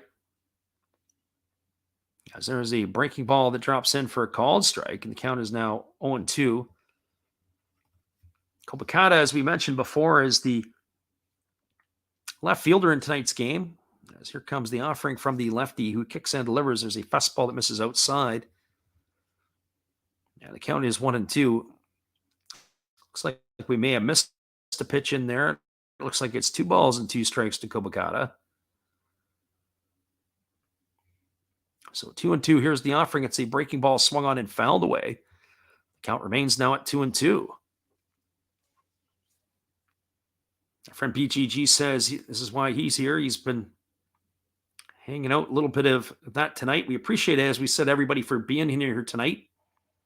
It is a healthy crowd in Tohoku as well tonight for the afternoon affair for the Golden Eagles and the Fighters. And here comes the 2-2 pitch to Kobakata as Moto delivers it as a fastball swung on. This ball is lined into left field. It's going to get down for a base hit. Good piece of hitting there by Kobakata to go the other way. Kept his hands inside the ball and was able to loop it over the shortstop. And that is going to be a one-out single. Now it's going to bring up the catcher, Hikaru Oda. Well, for Oda tonight, he is 0 for 1. He flew out to right field his first time up. He bats here with 1 on and 1 out in the bottom of the 5th inning. So everybody who is chewing their nails, hoping for the under, be one of those things here. Well, I didn't get a chance to look in even on the Thursday nighter. It was I believe it was the Steelers and Browns. I wonder if they played that game just between the 40-yard lines. It was typical AFC North battle. And they throw over to first base, and getting back in time is Kobakata. Kobakata is a threat to run. He has got himself 19 stolen bases on the year as he establishes his lead. Goromoji stole a base back in the 4th inning. And again, they're concerned, and they throw over, and diving back in time is the runner Kobakata. Our friend Fluby says that, or that's Alex, says the Mets have an honest shot to win the World Series. As long as you got Scherzer and DeGrom in your starting rotation, you have a big chance. And here comes the pitch. It is a breaking ball that misses outside, and the count now is 1 ball and no strikes to Oda. Just as a reminder for those of you who are listening in here tonight, we won't be giving a live call tomorrow, although I am considering doing a diamond surfing piece of the Japanese League. We won't be able to give the call of the games right at the top of the hour at 10, but maybe bounce from game to game starting at 11 o'clock Pacific or so. And there's a breaking ball that catches the outside corner, and the count is 1-1. So bounce between the ball games. But we will do a game on Saturday, North American time. It'll be a 9 o'clock first pitch. Pacific or a midnight Eastern. We'll get you that one set up as it comes. We'll have to post the schedule up a little bit earlier than this one. We weren't sure we were going to make it back in time to Colorado. Our friend Alex says that Vautech was a hype stadium. I saw Vautech's basketball team play a number of years ago against the University of Windsor in Windsor, Ontario. Here comes the pitch. It is a fastball that misses down, and the count is now 2 balls and 1 strike. They were an undersized group of basketball players, but I think Vautech was where Michael Vick went to school. So 2 balls and 1 strike to Oda. The runner at first is Kobakata. There is 1 gone here in the 5th inning, as Yamazaki will wait his turn on deck. And here comes the 2-1 pitch as the lefty Niimoto throws over to first, and again diving back safely is the base runner Kobakata.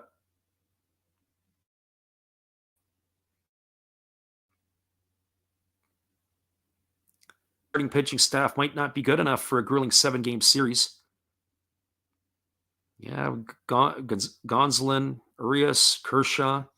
There's a breaking ball that misses upstairs, and the count is now 3-1. So 3 balls and 1 strike. Daquan asked the question, how are you able to watch these games live? Well, it depends on where you're at. Stateside, you used to be able to watch it on DAZN. Of course, we're not stateside anymore, and so we watch it elsewhere. And there's a ground ball just hit to the foul side of the third base, and that's going to run the count now to 3-2 on Oda.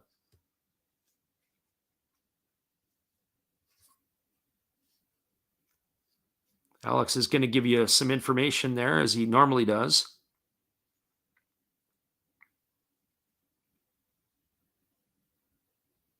So here comes the 3-2 pitch as the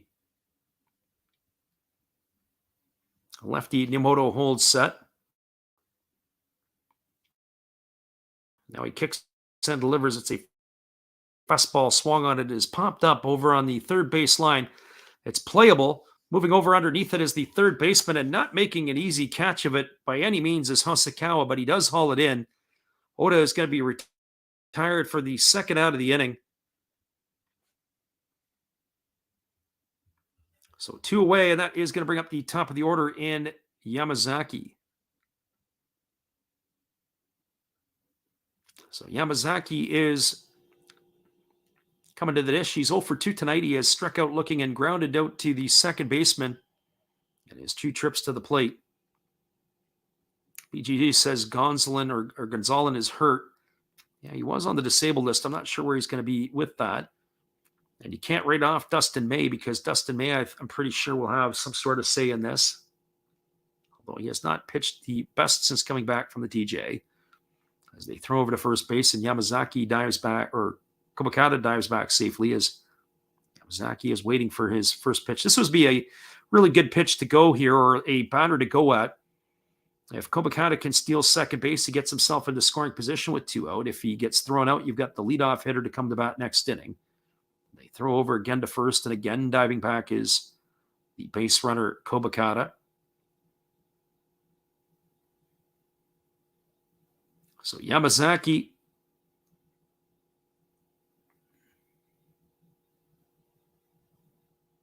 waiting here on the offering from Niimoto, who holds set, and now he delivers. It is a fastball swung on. It is chopped over the first baseman's head, but it's foul just down the first base line. It's going to run the count to 0-1. So no balls and 1 strike.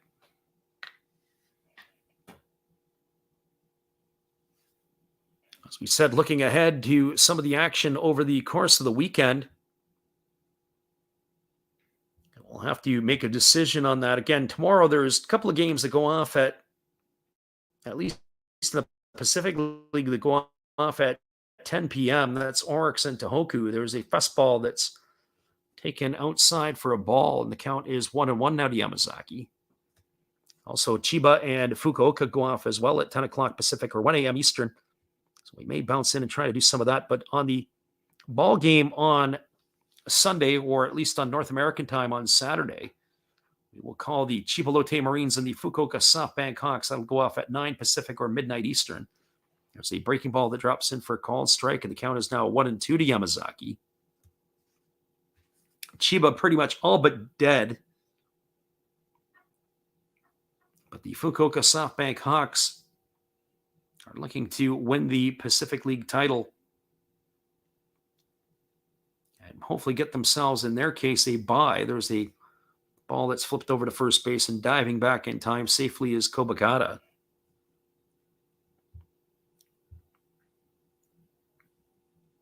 There will be more action in the Pacific League on Monday. As we mentioned, the Tohoku Rakuten Golden Eagles will be in Hokkaido to play the Ham Fighters. There is a breaking ball swung on it. It's lifted into shallow left center field. Coming in on it is Imagawa. He makes the catch, and that is going to do it. And that's going to do it here for the Eagles in their half of the 5th inning. So for everybody who was pulling for the under through 5, you got your wish. There was no runs in the inning. There was a hit. There were no errors, and 1 Golden Eagle left the board. We're now through 5 complete. It is the Golden Eagles 1 and the Fighters no score. Stick around, everybody. We'll be back with a call in just a few minutes. This is our, what we like to call, Japanese halftime. And hang tight, everybody. We'll be right back. Our friend BGG's tapping out. Well, we appreciate you for being here. Don't forget to bookmark the channel. Come on back and see us again later when we make the calls later in the week, and for the NPB playoffs coming up in a couple of weeks. Appreciate you for being here. We'll be back in just a few.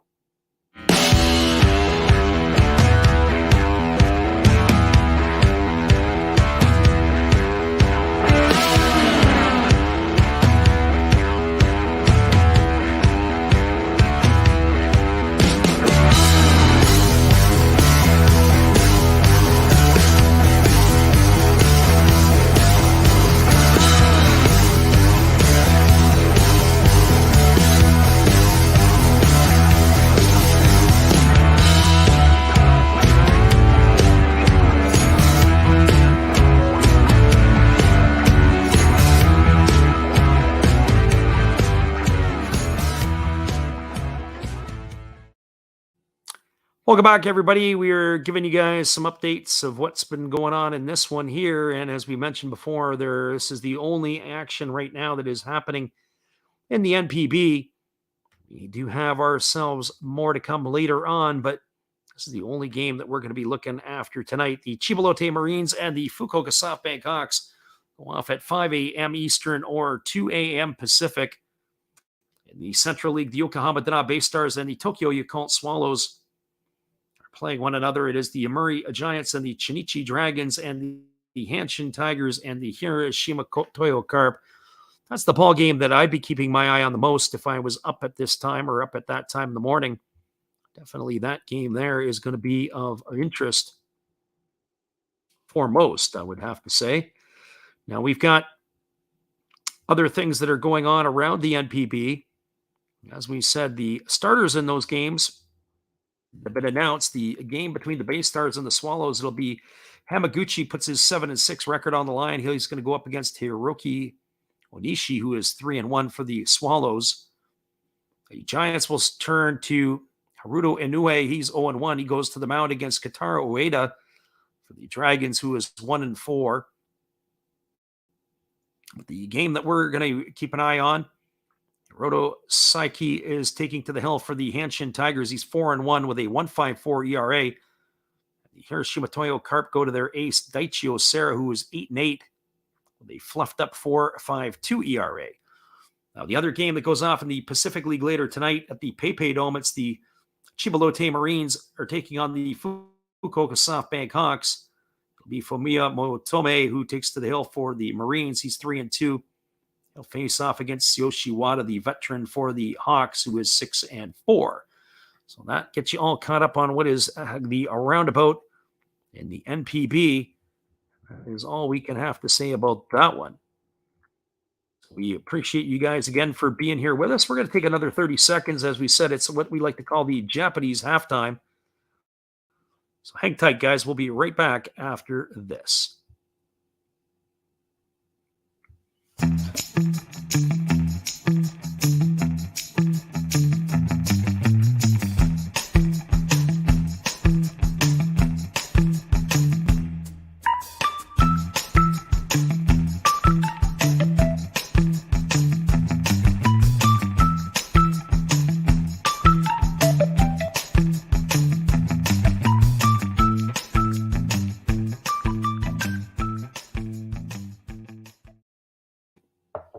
Welcome back, everybody. We appreciate you guys for checking us out tonight. Coming to bat for the Fighters in their half of the sixth inning as we are about to resume here in a couple moments. It's going to be a pinch hitter for Ryota Isabata. That's going to mean it's going to be Imagawa, Kondo, and Kiyomiya to come to bat, the 2, 3, and 4 hitters. So Yuma Imagawa in the ball game, the second-year player. He's batting .231. He's got 10 homers and 39 RBIs. He has taken over for Isabata. Isabata in the ball game had a couple of hits, and he also had a stolen base. He left the ball game back in the fourth inning, and it is going to be Imagawa who is in to take over for him. The right-hander Wakui for the Golden Eagles is got a shutout here through 5 innings. He's going to come back out for inning number 6 of work. It's one of the things that would drive me crackers. I remember years ago I used to talk to a fellow who was an official, and he had gone over to Taiwan to umpire in a tournament there at the World University Games. And I asked Don, I said, how was it and everything else like that? And he was telling me that they would take a 15-minute break in between the 5th and the 6th innings. These real extended breaks. I said, well, what do the pitchers do? He goes, well, the pitchers would just stay out and keep throwing, trying to stay warm and play catch. It was absolutely crazy. But you see these extended breaks between the 5th and the 6th inning in the games in the Pacific League as well as in the Central League. And so here comes the first offering now to the right-handed hitting Imagawa, and it is a breaking ball that drops in for a called strike. The count is 0-1. I remember a number of years ago when I was over in Germany, one of the things that was classic was they would have A doubleheader. We were playing in Munich, and there's a breaking ball that misses outside. The count is 1-1. And in the first game of the doubleheader, which we won, they started. Their starter went 7. They go to the bullpen. They bring a guy in, and he throws 2 innings. And then you got about 30 minutes between ball games as the umpires get changed and whatever else. There's a breaking ball swung on and missed. And this guy just keeps throwing on the in-between. The count is 1-2. And he starts the reliever who finished the last 2 innings, comes out and starts the next one and goes 5 or 6 or whatever it was innings. So he ends up with 8 innings, and he's just consecutive as he works through it. It was absolutely crazy. So 1 ball and 2 strikes, but that's how it works when you're thin on pitching. You got to do whatever it can work for you. Here comes the 1-2 pitch. There is a fastball that misses inside. The count is now 2-2. Our friend Breathe Deep is in the house tonight. We appreciate that you are here. Breathe Deep asked the question. He says, what website do you use to check the NPB lineups? I just go right to the NPB homepage, and it does a translate for you as you can get it into English. There's a breaking ball swung on it. It's grounded back to the pitcher. It's stabbed at and fielded by Wakui. He throws to first. It's going to go down as a ground out 1-3 for the first out of the inning. It's kind of funny tonight. I run a practice for 13 and 14-year-olds, and we were talking about some of this stuff. And we did a study a few years ago about the number of times that pitchers would be involved in a play over the course of a game. And so in 7-inning ball games, we said if there were 21 outs, you could assume safely that a third of the outs would go by strikeouts. So that means that the other 14 outs would be recorded in different ways. And here comes the pitch. It was a fastball taken on the inside corner for a called strike. The count is 0-1. And one of the ways I said, if you have 7 strikeouts in the game, or in a 21 out ball game, how do the other 14 get recorded? Well, we did a study for a couple of years, and we were finding that almost 25% of the outs the pitcher would be involved with. There's a breaking ball that's taken for a called strike, and the count is 0-2. So pitchers fielding their positions is very, very important. Being able, especially at the youth level, to be able to get the comebackers, to be able to get bunts, to be able to get any of those type of things, you need to be able to field your position. And if you can't field your position, you're going to get yourself into a whole host of trouble. So here comes the 0-2 pitch from the right-hander Wakui, who kicks and delivers. It's a fastball that misses outside, and the count is 1-2. And so tonight, when I'm looking at this game by the Golden Eagles, of course, offensively, and I start looking at it when we've played 5 innings and there's been 15 outs recorded in the ball game. I'm not going to go back and get the strikeouts on this yet, but 3 of the outs right now that I could see have been recorded via the pitcher has been involved. The line drive catch, the double play, then the ground ball back to the pitcher. So 3 of the 15 outs. Well, once you take away the strikeouts, that starts to impact the play. So the pitchers have to be able to field their positions. And there's a breaking ball that's swung on and fouled away, and the count is 1-2. And I'm just saying that tonight's practice was around pitchers fielding their position. We were working on pitchers getting over to cover first base on ground balls to the right side of the infield. Pitchers getting balls that were batted back to them or onto at least the first base side. We didn't get a chance to cover everything else. There's a fastball swung on. It's lined into the right center field gap. This ball is going to get down, and it's going to get up against the wall. Digging around first and heading for second is going to be Kondo, and he's going to get himself a 1-out double as he's got himself aboard at second base. And that is going to bring up the first baseman, Kataro Kiyomiya. So our friend Alexander says that you ran this on your youth teams. Yeah, a few years ago, we had one of the coaches, and we took a look at the statistics throughout the year. We had a younger team, and we said, how many times is the pitcher involved with the play? And as we said, we found out it was something like 4 of the 14 remaining outs the pitcher would be involved with. So you're looking at 28% of the time the pitchers are going to be involved in making the play. So once you take away the strikeouts, assuming you're taking 1 per game, it depends on the pitcher. Sometimes you're going to get more, and sometimes you're going to get less, depending on who you have, even at that level. We're looking at some of those things. There's a fastball swung on. This ball's lined into the right center field gap, and this ball's going to get down. It's off the wall. Rounding third and heading home is Kondo, and heading into second is Kiyomiya, and he's got himself a double and an RBI, and we're all knotted up at ones. So they traded places, did the 3 and 4 hitters in the order, and the Fighters have equaled the scoreline here as it's now 1-1 in the top of the 6th inning. Last pitch was a changeup that hung up in the zone, and Kiyomiya made no mistake as he was able to drive the ball into the pull gap. And now we're all locked up at ones. Well, that's going to bring Daigo Kamikawa Kabata to the plate, who is 1 for 2 this evening, or this afternoon in Japan. As Kamikawa Kabata will step to the plate. He singled in the second and grounded to second in the 4th inning.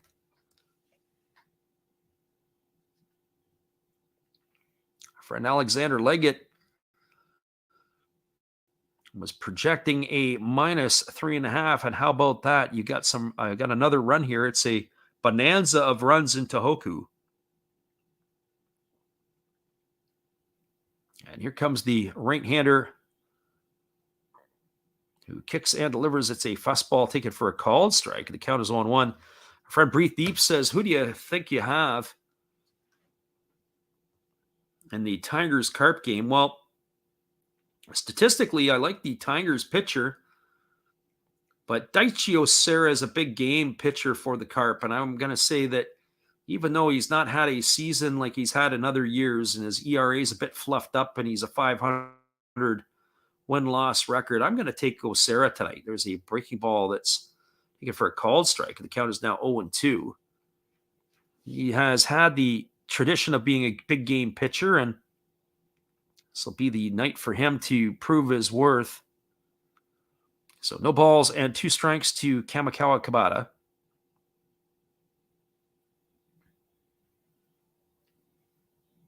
So the right-hander works to the set position.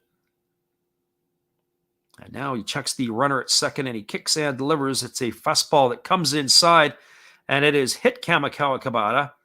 Not exactly the best effort to try to get out of the way of the pitch, but it looks like it caught him in the shin guard.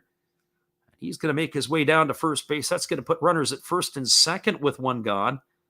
And that'll bring up the second baseman. There is Mendy Alcantara.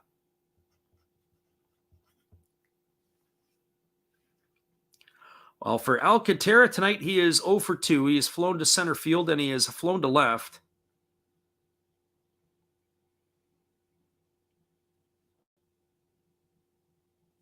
Our friend Alexander says Osera is absolutely one of the best. He says Psyche is murdering it this season, his first 5. The Carps are on the +1.5 if you can somehow get that. Yeah, and probably that would be something worth considering nonetheless.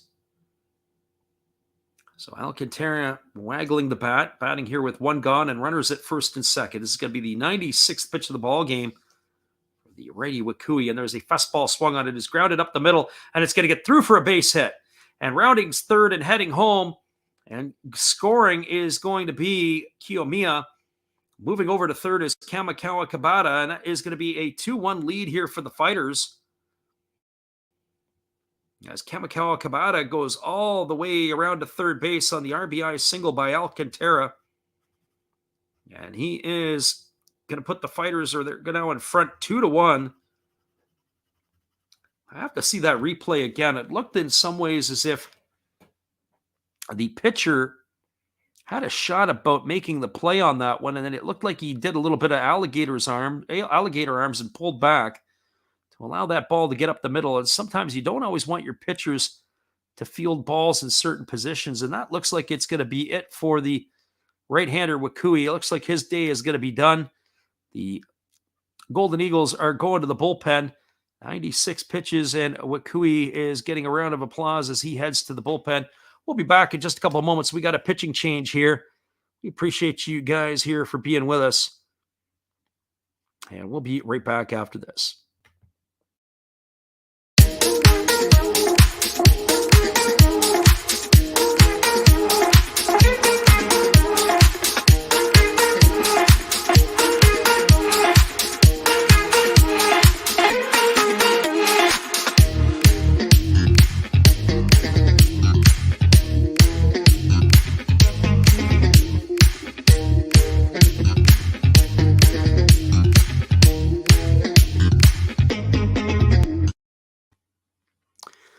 We'll be right back, everybody. A pitching change for the Golden Eagles. It'll be a left-hander coming in. We'll be back in 30.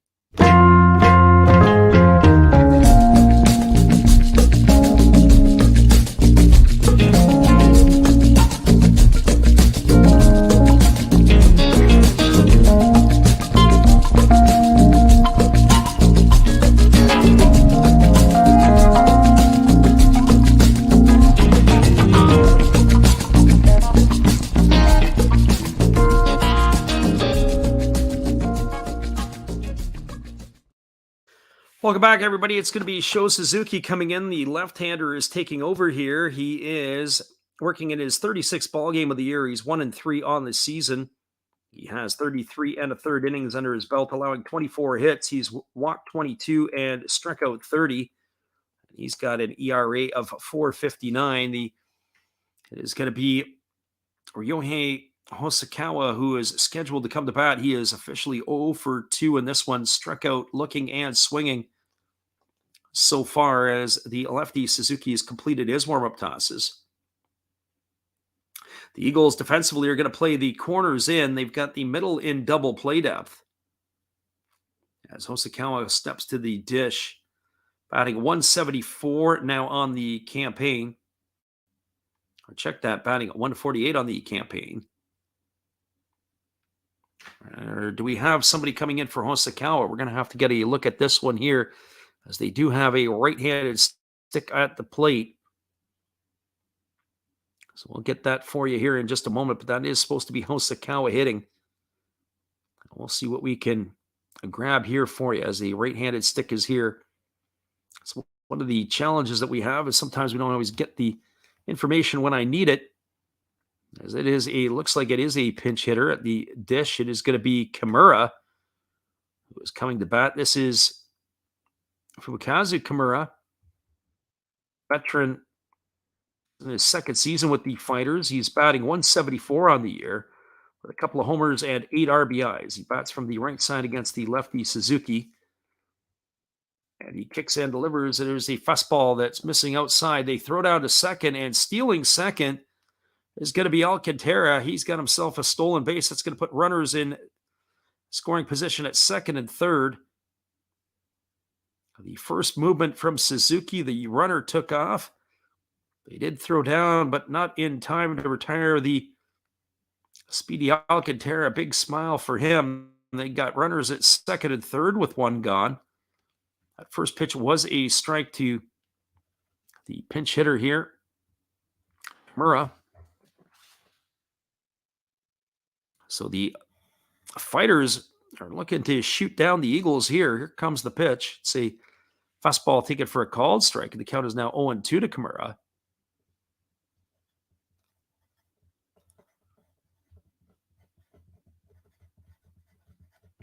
So no balls and 2 strikes. The infield is now in for the Golden Eagles. Everybody is on the grass. The shortstop, Yamazaki, is just a couple of steps behind it. Obviously, he's got an opportunity to give himself a little bit more space. Here comes the 0-2 pitch. As the lefty Suzuki kicks and fires, it is a fastball that misses off the outside corner, and the count is now 1-2. So 1 ball and 2 strikes.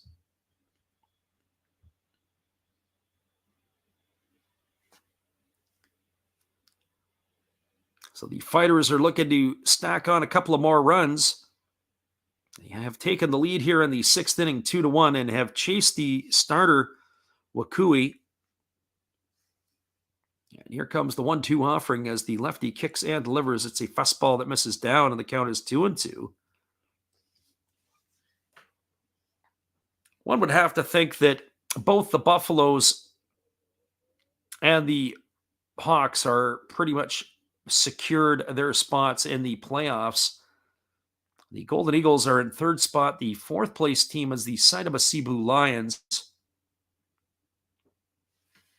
As far as I'm concerned, both of these ball clubs here are going to have to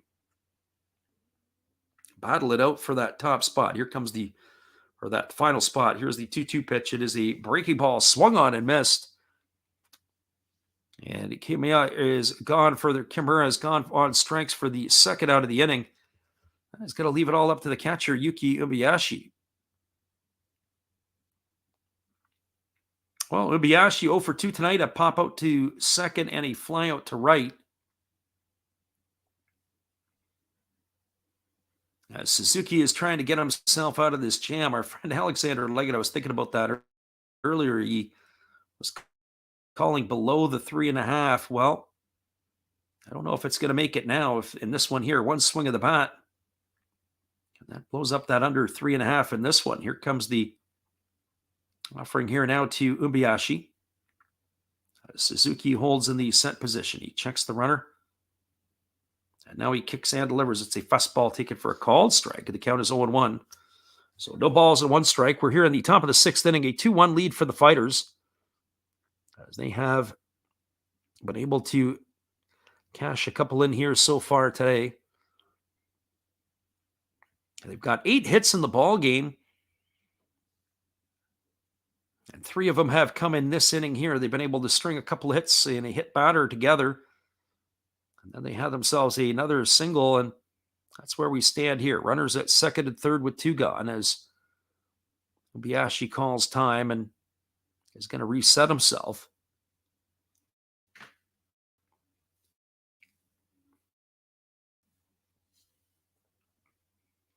So the right-handed hitting catcher waiting here on the left-handed throwing Suzuki, who works to the set position. He checks the runners, and now he kicks and fires. It is a breaking ball swung on and fouled away, and the count is 0-2 to Ubayashi. So no balls and 2 strikes. Our friend Alexander Leggett says he's happy to be proven wrong.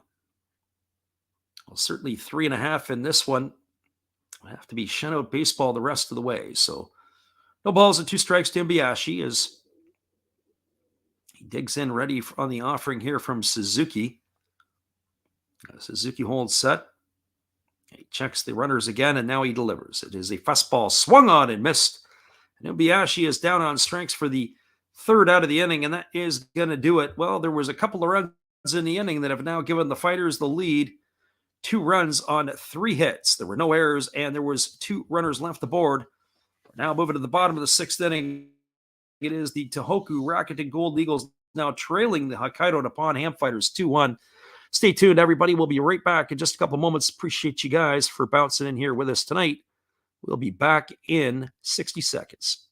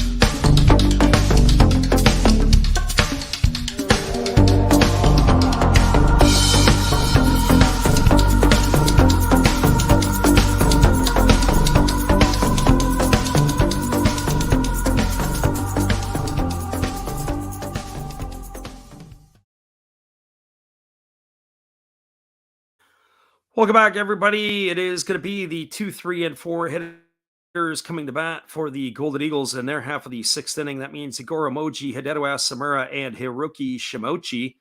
This was the part of the batting order that was able to get things going back in the 4th inning to start the scoring for the Golden Eagles, as Moji had walked. There are some wholesale changes for the Fighters, and we'll have to get those for you defensively as they go. And that's always some of the challenges here, as our Japanese needs a little bit of work. And the first pitch delivered to Moji's a fastball taken for a called strike, and the count is 0-1. Only 74 pitches through the first 5 innings for Nomoto, as there is a breaking ball waved at and missed, and the count is now 0-2 to Moji. We'll say this: up to this point, the game has had some pretty good tempo and pace to it, and that's usually the kiss of death.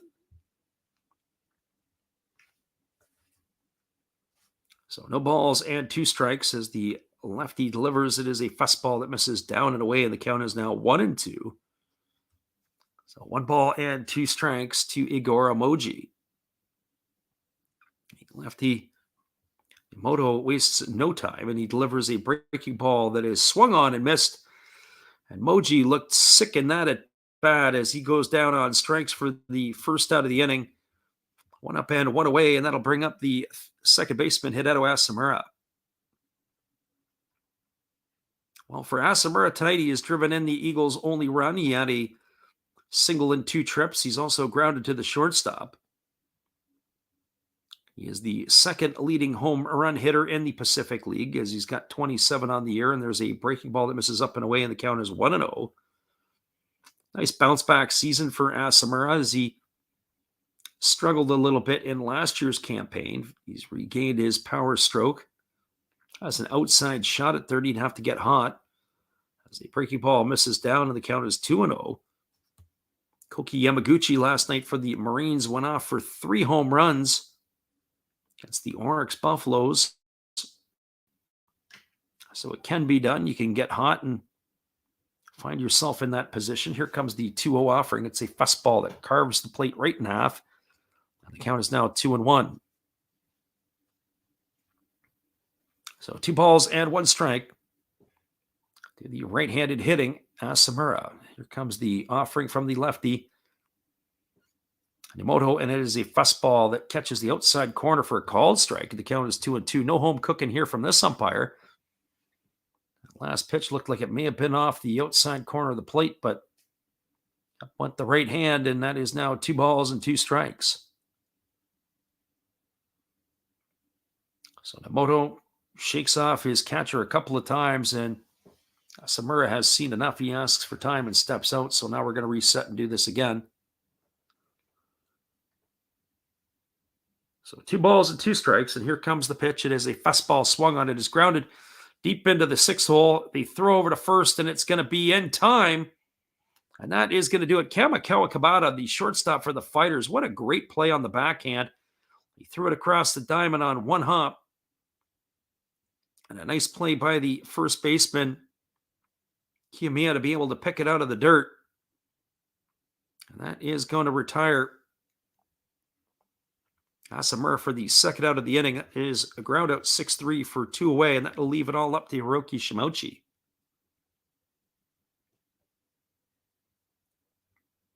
And that was a very nice play by the shortstop. You have to tip your hat. Sometimes when you get beat, you just get beat, and that was a nice play, and you have to just acknowledge that, and that's all you can do. There's the first pitch breaking ball delivered to Shimochi for a called strike, and the count is 0-1. So no balls and 1 strike as the pitch is a breaking ball that drops in for a called strike, and the count is now 0-2 to Shimochi. Shimochi is grounded out to second, and he has flown out to center in his 2 trips to the plate.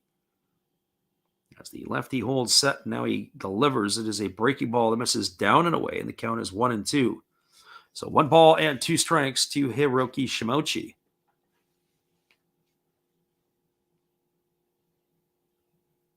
The lefty kicks and delivers. It is a breaking ball that misses down, and the count is now 2-2. 2 gone here in the bottom of the 6th inning. The Fighters had a 2-run uprising in the top of the inning. They have taken the lead here 2-1 as there's a breaking ball swung on and fouled away, and the count remains at 2 balls and 2 strikes.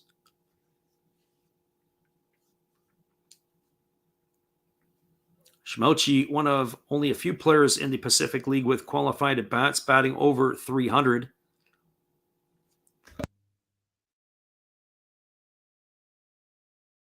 There's a breaking ball swung on. This ball is lifted into deep left field, moving back on the warning track, and underneath it and making the grab is going to be the left fielder Kimura, and that is going to do it here as Shimochi is retired for the 3rd out of the inning. He sent it for a ride, but not deep enough. No runs, no hits, no errors, and nobody left aboard.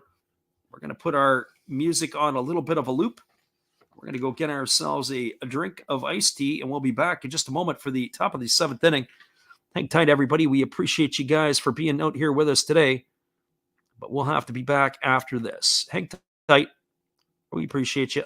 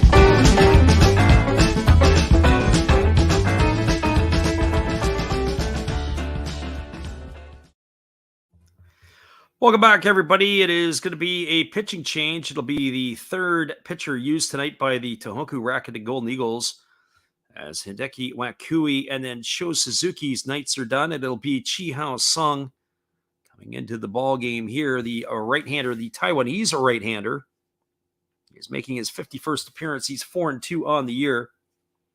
He has worked 47 and 2/3 innings, allowing 45 hits, walking 14 and striking out 37. And the first pitch delivered is a fastball that misses down and away to Ishii for ball one. It'll be Ishii, Nakajima, and Imagawa, to bat here in the seventh inning. As the 1-0 offering is on the way, it is swung on, it is lifted into left field. Moving back on it is the left fielder Kobakata. He's going to make the grab. If I have to say, Kobakata on that particular play, he is a shortstop playing left field for sure. They've got his bat in the order, which is what they want, but that was not exactly a textbook play made by a left fielder. It was a back pedal, a bit of a zoo route. He was able to haul that one in. I'm sure that the Fighters brass may want to put a left fielder out there if they can take the lead, but they want his bat definitely in the lineup. There's a fastball taken for a called strike. The count is 0-1 to Nakajima. Nakajima tonight is 1 for 3. He's got a single in 3 trips. He's also struck out and grounded to third. As Sung now kicks and he delivers, it is a fastball swung on and fouled away, and the count is now 0-2. So no balls and 2 strikes. Our friend Breathe Deep says, who you got in the Marines and the Hawks game? I got to think the Hawks are going to win that game because, let's call a spade. They're the team that is battling it out with the Buffaloes for the top spot, and they've got the veteran on the mound. Tsuyoshi Wada is going to go to the hill. There's a split finger pitch that misses down, and the count is now 1-2 to Nakajima. So 1 ball and 2 strikes. Imagawa waits his turn on deck as the right-hander is Sung ready to deliver. He kicks and he fires. It is a fastball swung on and missed. And Nakajima is retired on strikes for the second out of the inning. He is gone here, and that is going to bring up Yuma Imagawa. Our friend VBTV says, do you think the Eagles can come back, or do they take the L on this one? Well, if you asked me at the outset, I would have thought that the Eagles would have won this ball game, or would have be in a control this ball game, and the game means more to them than it does to the Fighters. That's for sure in terms of the standings. And here comes the offering. It is a fastball that misses down, and the count is 1-0. Ever since that 14-game winning streak that they had back early in the season, it has been pretty much a nightmare watching the Golden Eagles play. They've not played good baseball since that. They blew a 17-game over 500 situation. There was a fastball swung on and missed, and the count is now 1-1. They had, I think it was 17 games they were over 500, and they ended up collapsing. And they said it was the first time in I can't remember how many years, almost 20 some odd years, a team had that many games above 500 and slipped all the way back. There's a breaking ball that misses outside. The count's 2-1. So in some ways, it almost looks like the Golden Eagles are a bit of a fraud. So they lose this game tonight, they may not even make the playoffs. The Lions are right on their tails. As the called strike, the count is 2-2. The Lions at one stretch there were 1-9 over their last 10.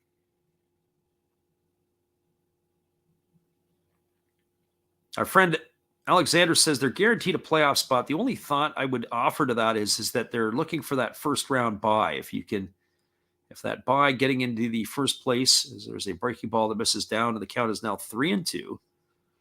So the Hawks' motivation will be is to play well enough to keep the Buffaloes having to play the third place game and not have to go through that themselves.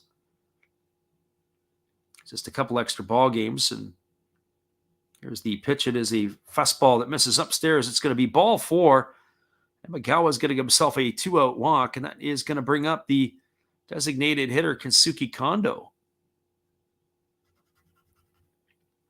Well, for Kondo tonight, he doubled his last time up, and he scored the first run of the ball game for the Fighters. He's also walked and flown out to center field.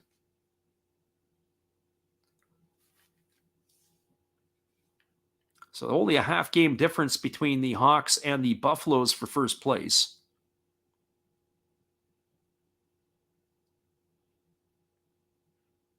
And one would have to think could be a nail in the coffin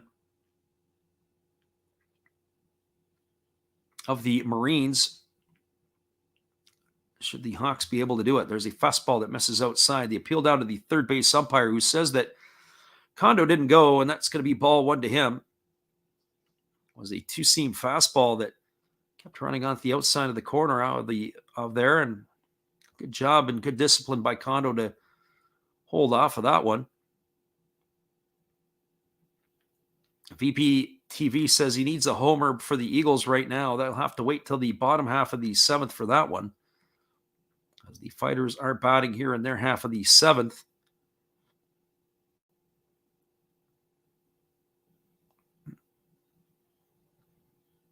Our friend Alexander says the parlays are okay.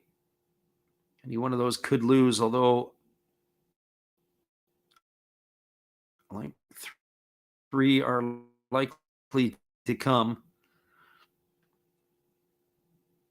It's a bit of a problem when you parlay and you start stacking. And there's a fastball that's taken for a call. To be a caught stealing, as Imagawa is going to be retired 2-6. That is going to do it for the third out of the inning. Well, the Fighters in their half of the inning, they had no runs. There were no hits, no errors, and nobody left the board. We're moving to the bottom of the 7th inning. Your score is the Hokkaido Nippon-Ham Fighters 2 and the Tohoku Rakuten Golden Eagles 1. Stick around, everybody. We'll be back with the call at the bottom of the 7th after this when we return. We appreciate you guys for being here with us. And we'll get ourselves one of those ones from our friend Steve Rademacher to pop in with you. We've been doing these a little bit here once in a while, but our friend Steve, we have to retire for the most part. We'll come back and edit out some of the things. Hello, guys. Thank you for joining Freddie here on his baseball game. And I'm Steve Rademacher, and my channel is really all about everybody, including all my international friends. We have such stuff as non-sport packs from Canada, the OP cheese. We have the Greek Freak. We have money from around the world. We have lira. We have yen. We have francs. We have pounds. We have Deutschmarks. We have all kinds of cool stuff like that. We even have some cooler things like Japanese women wrestlers and OPG baseball cards where I cannot read the back. We even have unopened material like the royal family, I know it's backwards, from London, England. Thank you for watching. Back to Freddie. Appreciate you there, Steve, and the support you give to our channel. And we are back here to give you the 7th inning, which is the last half for the Golden Eagles. It's going to be Ryosuke Tatsumi, Daichi Suzuki, and Takeru Okajima to come to bat. That is the 5, 6, and 7 hitters in the batting order. The starter, Nemoto, is still in the ballgame as he starts his 7th inning of work. And the first pitch is a breaking ball that is swung on. This ball is belted to deep right field, and this ball is going to be gone. A home run for Tatsumi, and that is going to tie the ball game at 2s.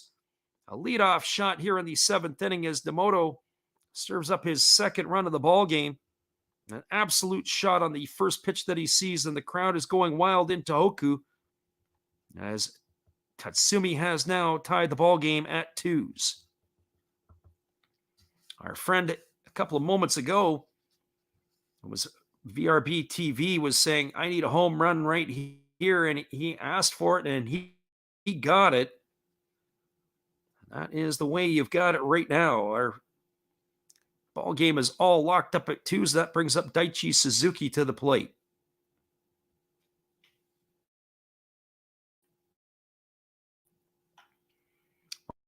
Well, for Suzuki tonight, he is 0 for 2.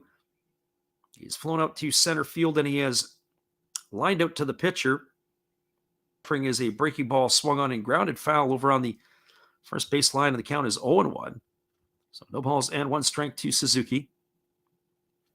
Nemoto has been very effective in his work here so far. He only had 90 or 89 pitches in his 6 innings of work. There's a fastball swung on and fouled away, and the count remains at 0-2. So no balls and 2 strikes. The sun is starting to go down in Japan right now. It is about 4:20 in the afternoon. As here comes the 0-2 pitch, and there's a fastball that misses down, and the count is now 1-2. This is the time of the day where the lights really don't have enough effect.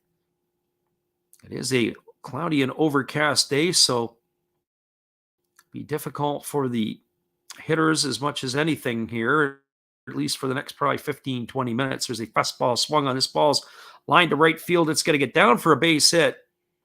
Back-to-back hits have been absolutely squared up here by the Golden Eagles. The home run by Tatsumi and the single by Suzuki. That's going to bring up the right fielder into Takeru Okajima.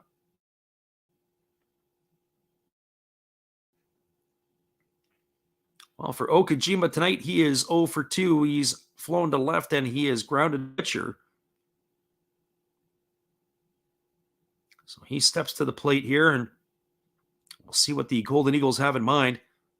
Situation here. It's a question. What about prognosis? And this one was nope. Take the under.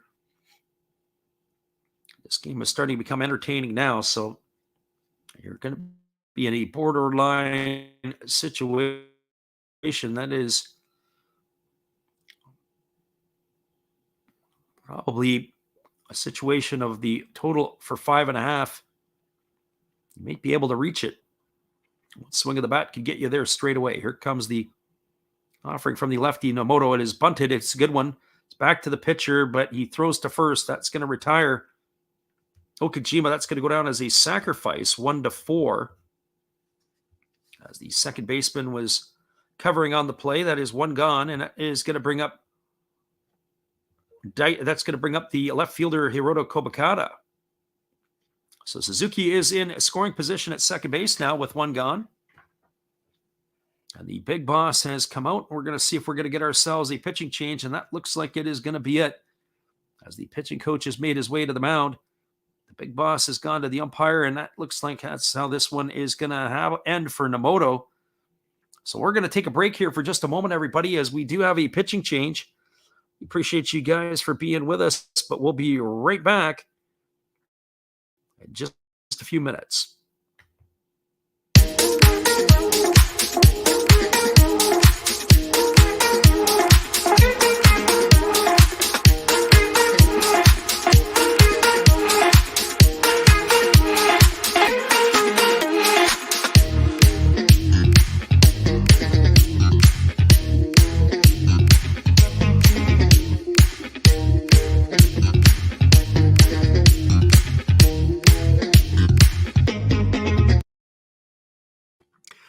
Welcome back, everybody. We have a right-hander coming in for the Hokkaido Nippon-Ham fighters. It is going to be Hiroto Tamai.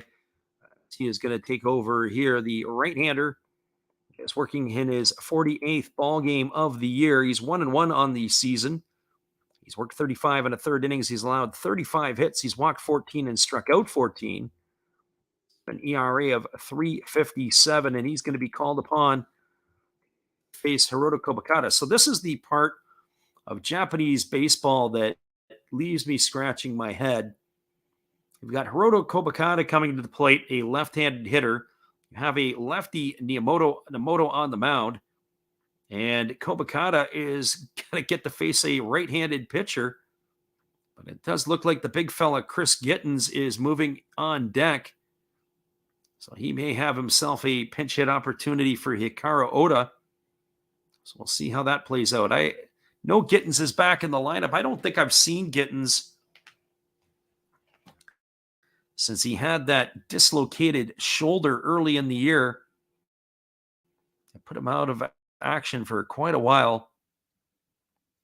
So the big boss has come out to have a discussion with the home plate umpire. Now he is returning back to the dugout. So Kobakata steps to the plate. He's 1 for 2 tonight. He's got his single and 2 trips. He's also grounded out to the first baseman. So Kobakata stepping up to the plate. And that's why I say bringing in a right-hander to face the lefty when they could have left the lefty right in for one more batter. I get it when you bring Chris Gittens to the plate. Yeah, you want to go righty-righty matchup. Looks like we have another defensive replacement for the fighters. Again, we'll have to catch up on some of these positional moves as this game goes on, as they are moving all over the place now. So here comes the first offering to Kobakata, and it's a fastball that misses inside for ball 1, and the count is 1-0. So 1 ball and no strikes from Tamai.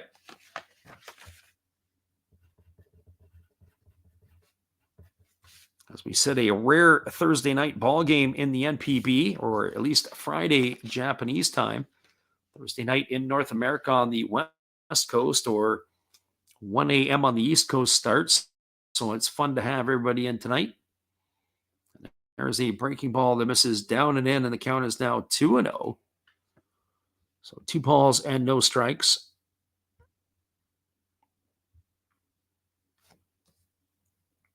Our friend VPTV is cheering for the Eagles, and the Eagles fans are cheering for them as well. 2 balls and no strikes to Kobakata. As the right-hander, Tamai is ready to go back to work. He checks the runner at second and now delivers. It's a breaking ball that misses down. The count is 3-0. 3 balls and no strikes. I have to get the numbers on Chris Gittens. As we said, he is retired in Major League Baseball, the number 42, but Gittens, he can wear it in the Japanese league, and he does. That is Jackie Robinson's number. And here comes the pitch. It is a breaking ball that misses outside. It's going to be ball 4 to Kobakata. He is going to get himself a walk. It's going to put runners at first and second with 1 gone, and Gittens is coming to bat for Oda. And while Gittens comes to bat, they're going to have a conference on the mound. Well, Gittens is batting 196 on the year. He's got no homers and 4 RBIs. Cool would this be if you're an Eagles fan, if he could step up and deposit his first one on the seats? He went to Grayson Community College, and he also played in the New York Yankees organization, the big fella batting from the right side. We mentioned earlier in the year we were doing one of the games early on, and he took a swing and he dislocated his shoulder. He is one big hombre, that is for sure. He bats with a slightly open stance, and here's the pitch. It's a fastball swung on. It is grounded back to the pitcher. It's off the glove. It's over to the shortstop. They go to second for 1 and back to first for a double play. The first base coach is going to have a look to VAR, but holy smokes, what a great play that was by the fighter defense. It's going to be a 1-6-4 put out for sure at second base. we're going to see if they are able to get the backside of the double play. I'll give you my thoughts on that in just a moment. I thought that they may have had Gittens. He doesn't run particularly well, but he is going to be retired at first, so they say. And boy, oh boy, that's going to be a bang-bang call. We're going to have to wait and see how this one's going to shape up. We got the first angle I saw. It looked like he may have been safe. The second angle, I think he's safe. I think they're going to overturn the call, but it's a little bit of a yo-yo. I'm up in the upper 80s, according to Brian. But regardless, it is a 1-6-4 putout to race Kobakata at second. Suzuki is going to make his way to third.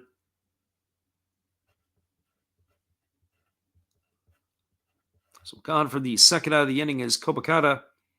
As we mentioned, we're waiting to see if Gittens, I think Gittens is definitely safe on that replay. But we're going to wait here until they come back. And that's the other part that kind of bothers me a bit is why can they not make a decision any quicker than this? Be able to get there, give it your call, make sure you see what they have. And here comes the umpire. And they have reversed the decision. It is a safe call as Gittens is able to leg it out to keep the inning alive. That is going to bring up the top of the order, but now it's going to also bring Gittens out of the ball game. So he is safe on the fielder's choice. Now they're going to have a pinch runner for him. We'll get to see who that is in a moment. And that looks like it's going to be Nishikawa, the former fighter. Nishikawa has got some pretty good wheels, and he can steal bases. So keep your eyes here, as we would anticipate that he is probably going to be a man in motion. Nishikawa's got 19 stolen bases, only a couple of years removed from when he stole 42 for the Fighters. This is his first season with the Tohoku Rakuten Golden Eagles. And so Tsuyoshi Yamazaki steps to the plate. As there's two gone and runners at first and third. And here comes the first offering from Tamaya. It's a breaking ball that misses down for ball one, and the count is 1-0. Yamazaki today 0 for 3, grounded out to second. He struck out looking and flew up to center in his 3 trips. The shortstop only has 12 RBIs on the year, and he's up in a clutch situation here for the Golden Eagles. Here comes the pitch, and instead they throw over to first base, and diving back in time, it's Nishikawa. One would think they got a chance to move him here. Our friend Brian says, is this my prophesized big inning for Tohoku? He's definitely hoping so.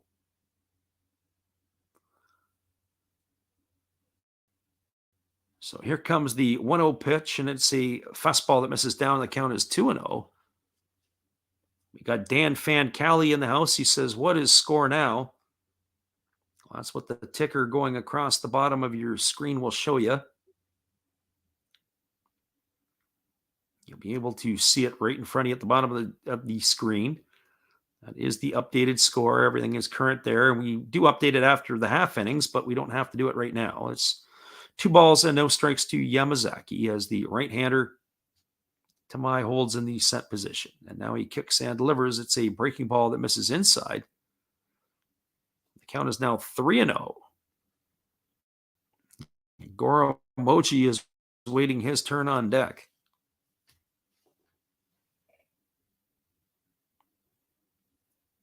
Brian Solera is making his predictions. And if he gets that right, you might want to follow along with him. We're usually used to seeing Mochi put the ball in the seats, though. That's the only difference. Here comes the 3-0 pitch. I would think that the bat is going to be planted on the shoulder. There's a breaking ball taken for a called strike. Count is 3-1. So 3 balls and 1 strike to Yamazaki. Golden Eagles got the run back as they were down 2-1 and on a home run to lead off the inning by Tatsumi. Suzuki is the runner at third, and the runner at first is Nishikawa. Here's the pitch. It is a fastball that misses inside. And the count now, and that is actually ball 4, as Yamazaki is going to get himself a walk here.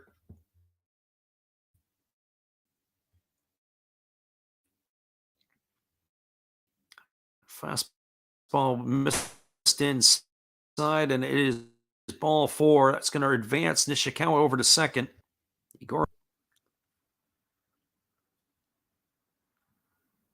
So the Golden Eagle fans are willing their team on here. The crowd, as we said, in a Friday afternoon in Japan is in really good form. A lot of the fans are on their feet. At the best of times, there's a lot of positive stuff that goes on with the Japanese fans, and we see it right now. So here's Moji to the plate. He is officially 1 for 2. He's got a single and 2 trips. He's also walked and scored a run. And here's the pitch. It is a fastball that misses inside, and the count is 1-0. And if it's not a bases clearing double for Brian Solera, maybe it's a pitch that will hit the hitter. If Moji would have leaned into that one, he would have got himself an RBI. So 1 ball and no strikes. The Tohoku third baseman waiting here on the offering from the right-hander Tamai. The reliever came in to replace the starter earlier in this inning. There's a fastball swung on. It is grounded up the middle. It is fielded neatly by the second baseman, who flips it underhand to the shortstop Kamikawa Kabata. And that is going to do it. They're going to strand the bases loaded. It's a fielder's choice. It erases Yamazaki at second. 4-6 for the third out of the inning.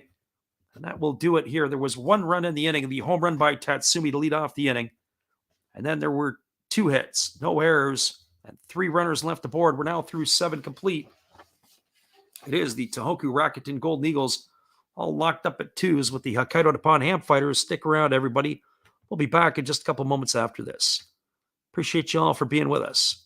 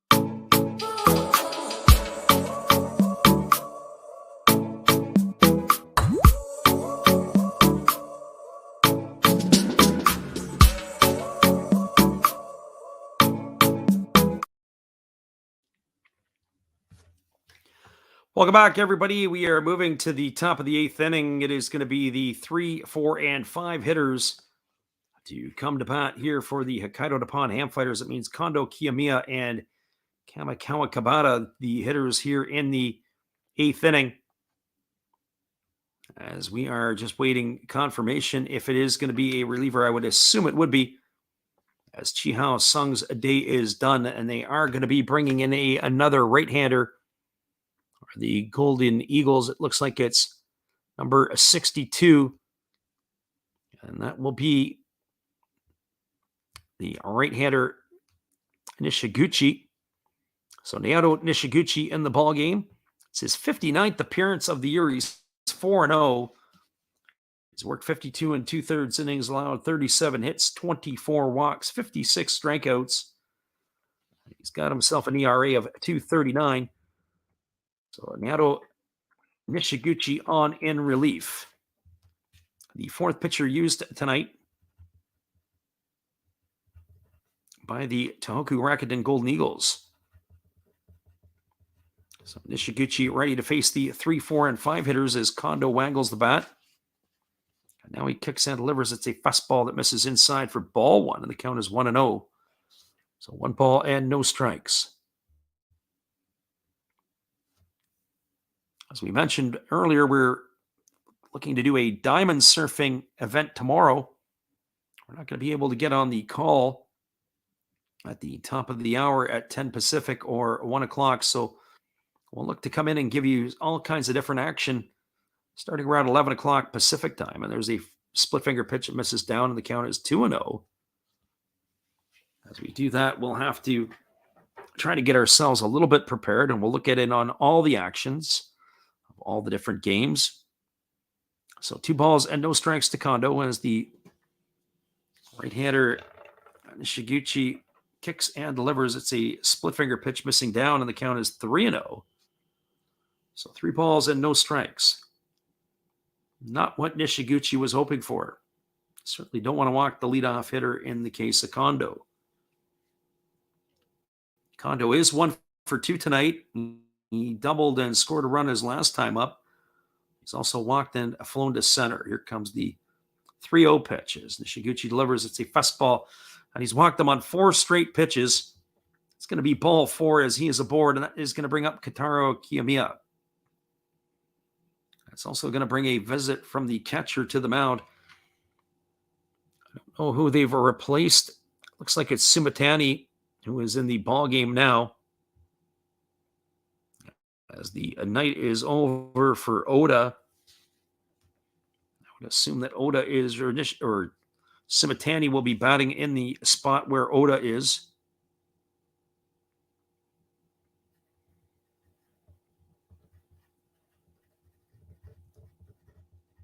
So that brings up the first baseman, Kentaro Kiyomiya, who is 1 for 3 today. He's knocked in one of the runs. There's a fastball swung on. This ball is belted to deep right field, moving over on the warning track. And it looks like he's got room, and he's going to make the catch. There's the right fielder, Okajima. Kiyomiya sent it a long way. But that is going to retire him. And tagging over at first and heading over to second base is Kondo as he gets himself into scoring position. A nice piece of base running by Kondo to tag at first base. That ball was hit right into the right field corner. Okajima makes the catch as he's running toward the warning track. He turns around and fires it back in. But you got to tip your hat to Kondo over there as he is able to make his way over to second base after tagging on the play. So 1 gone. Brings up the shortstop, Kamikawa Kabata. As Kamikawa Kabata steps in here, he is 1 for 2 today. He's got a single and 2 trips. He's also been hit by a pitch. And here comes the pitch. It is a fastball that misses down and in for ball 1, and the count is 1-0. Kamikawa Kabata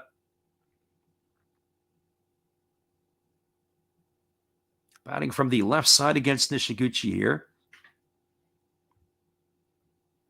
As we mentioned, there were some changes and some defensive changes all over the place for the Hokkaido Nippon-Ham fighters, but really only 2 substitutes so far. There's a breaking ball that drops over for a called strike, and the count is 1-1. So 1 ball and 1 strike to Kamikawa Kabata.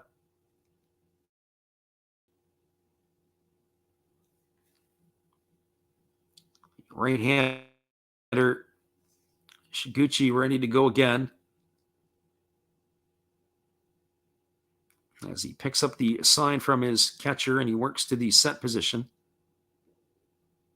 He checks the route, now goes to 1-2. So 1 ball and 2 strikes. The ball was swung on and tipped into the mid of the catcher, Sumitani.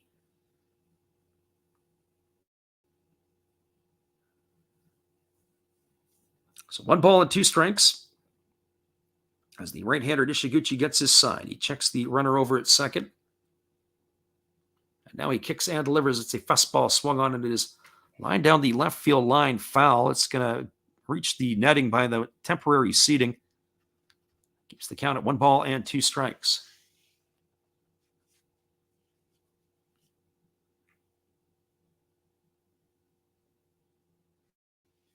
So Nishiguchi walked the first batter that he faced. And Kondo, he was moved over to second on the fly ball by Kiyomiya, and it's now 1 ball and 2 strikes to Kamikawa Kabata. Here's the offering. It is a breaking ball swung on. It is grounded over to first. Nice play by Suzuki. He takes it and steps on the bag. And Kondo has advanced over to third. The ground out to first by Kamikawa Kabata. He is out for out number 2. That's going to leave it all up to Arizmendi Alcantara. Well, for Alcantara tonight, he is 1 for 3. He's got a single in 3 trips. He drove in a run in the last inning, the second run of the ball game, or in the 6th inning, second run of the ball game for the Fighters.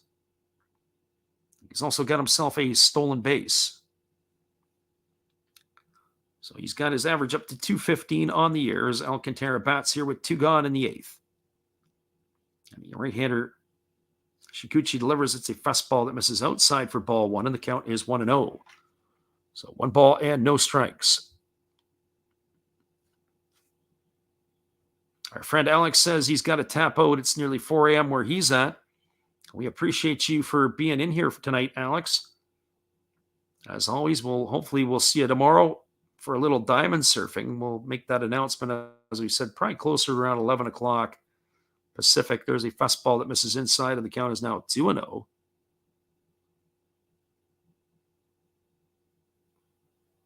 Our friend Brian says they should go out and get Hoskins and LeMahieu. Yeah, to go play in that new stadium. There you go.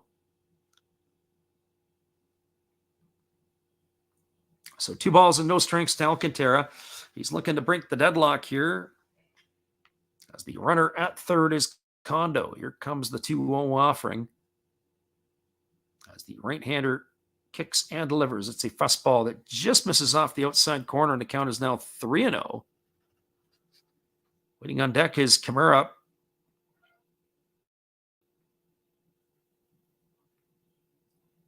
Sean Palmer in the house, and we appreciate you for being here. Old Head Boulevard also in here tonight. Thanks for being here, guys. So 3 balls and no strikes. As the right-hander Shiguchi ready to deliver again. He kicks and he fires. It's a fastball taken for a called strike, and the count is now 3-1. So 3 balls and 1 strike it is. As we mentioned, tomorrow night we'll be back on the air, but we'll do a diamond surfing activity more around 11 p.m. Pacific or 2 a.m. or 11 a.m. or 11 p.m. Pacific or 2 a.m. Eastern. We'll keep you updated on the games that are going on as there's a fastball swung on and fouled away, and the count is now 3-2 to Alcantara. Not going to be able to be back in time to give the regular action, but hopefully you guys will bookmark the channel and can join us as you can. But we are going to give you the game on a Saturday evening between the Fukuoka SoftBank Hawks. I believe they're playing Chiba that night. We'll have to double check. Here's the 3-2 pitch. It's a fastball swung on. It is lifted into shallow left field. Coming in underneath it is Kobakata. He makes the catch, and that is going to do it as Alcantara has gone for out number 3. Well, the Fighters threatened, but they don't score in the top of the 8th inning. There was no runs in the inning. There were no hits, no errors, and 1 runner left aboard. We're now moving to the bottom of the 8th. We expect a pitching change as the big boss has gone out and talked to the umpires. Your score is a 2-2 ball game between the Fighters and the Golden Eagles. Hang tight, everybody. We'll be right back in just a few minutes with the call after this. Bottom of the 8th inning, but ready to happen.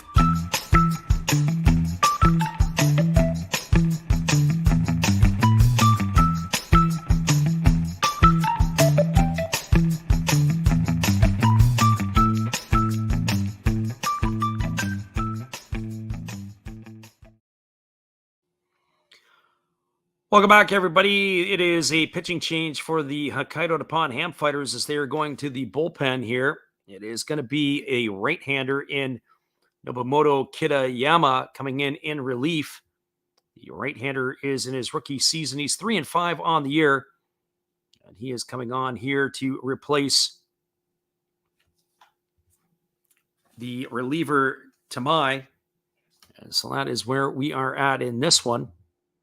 We have just lost our feed here, our A feed. So hopefully we are going to be able to catch up here in a moment, but it may look like we may have lost our B feed as well. Unbelievable. So hopefully you guys are still with us here as we are still looking at this as well. We are as we said, we're giving you guys the updates here as we're kind of stuck here a little bit in the in-between. And hopefully we'll be able to get back on this one in just a moment. It's able to come to bat, and that's going to be Asamura, followed by Shimochi and Tatsumi. And so we're just a little bit behind as the first pitch delivered to Asamura was taken for ball one, and the count is 1-0. So 1 ball and no strikes to Asamura. There's a fastball that's now taken for a strike, and the count is 1-1. So just a little bit behind for you there as we had to get a couple of adjustments made. Here comes the 1-1 as the right-hander kicks and delivers. It's a breaking ball that misses up high, and the count is now 2-1 to Asamura. So 2 balls and 1 strike. Right-hander rocking into the motion, and he kicks and delivers. There is a breaking ball that misses upstairs. The count now goes to 3-1.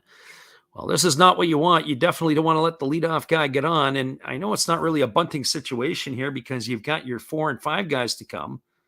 So here comes the 3-1 offering as the right-hander goes to deliver. And what happens again is everything all freezes up on us right across the board. So hopefully we're going to be able to get this one here. We've got a complete network error.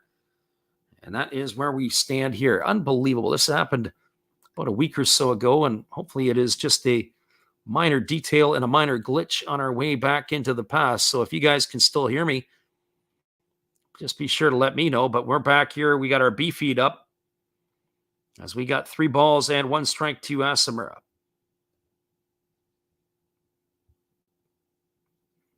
And then we are stuck on the feed, and that's the best we can do for you right now as we have to try to regain our stuff here. We have Asamura followed by Shimochi and Tatsumi.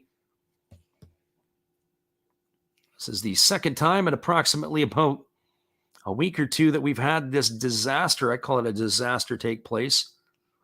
It looks like it is stuck at 3-1. So here we go. Back to the action as the right-hander kicks and delivers. There's a fastball swung on and missed. And the count is now 3-2 to Asamura. So it looks like we may be a little bit behind in the live stuff. And then it skips right ahead to Shimochi with him being retired. And there's a fastball that swung on by Shimochi, and it's line foul down the left field line. So it looks like Asamura was retired somehow by Kitayama. We've lost a little bit of that feed for everybody here. I apologize for everybody who's listening into that. That is unfortunate. So it's 1 ball and 2 strikes to Shimochi. And here's Kitayama who delivers. It is a split finger pitch and misses down, and the count is now 2-2. So we lost that completed bat to Asamura.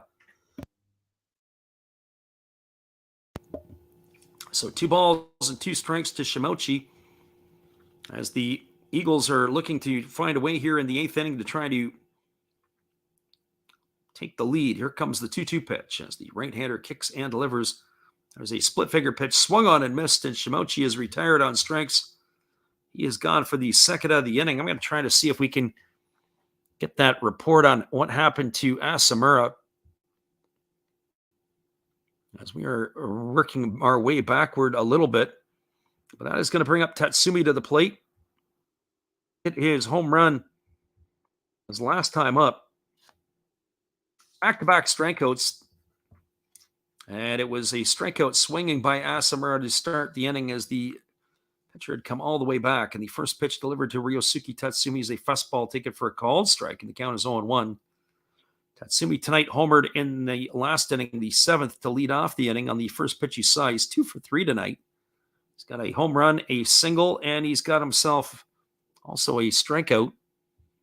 But I have a feeling it is not our issue. It looks like it is the issue of the Tohoku Rakuten Golden Eagles, as our stream is right now on a bit of a fritz here, as we have to wait for this one to be able to resume its control. So no balls and 1 strike to Tatsumi. It'll be Daichi Suzuki who waits his turn on deck. I apologize to you guys for this one here, as everything is locked up, but doesn't look like it's us. It looks like it is the NPB and their finest. Maybe we have to go to the C feed to try to be able to get something going on there as well. I don't think that is the case, so just bear with us as we are trying to regain that feed. And as we do regain the feed, we are definitely behind a little bit. It's lost a little bit of the luster. Here's the pitch to Tatsumi. It's a breaking ball that drops in for a called strike, and the count is 0-2 to Tatsumi. And just as we get the feed back, it goes back to being where it was. So it's definitely a problem in Tohoku. We'll try to keep you guys updated as best we possibly can on this one here. It is no balls and 2 strikes to Tatsumi, as we look to regain the feed. It looks like it is absolutely stalled up here. So here's we're getting the replay of the pitch to take it to 0-2, and that's where it ended up stalling out at. So it looks like they've got a bit of a challenge happening in Tohoku for this one. And the result of that at bat, well, we're not sure yet, because it was still in a situation for that as well. Not only that, everybody's locked up. The NPB site, our stats site, everybody who is probably working remotely can't get any information out of Tohoku, other than the fact that Tatsumi was up at the plate with no balls and 2 strikes. Maybe he caused the power outage. It's always a bit of a disaster when that happens. So 0-2 to Tatsumi. And as I say, Kitayama just locks right up, and we have to wait here. So we'll wait it out with you while we possibly can. And for those of you who are the live bettors, that would drive you absolutely crazy to know the fact that that is the case.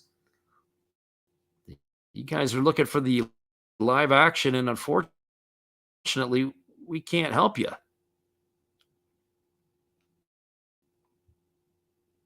As we continue to wait here on the return of the feed.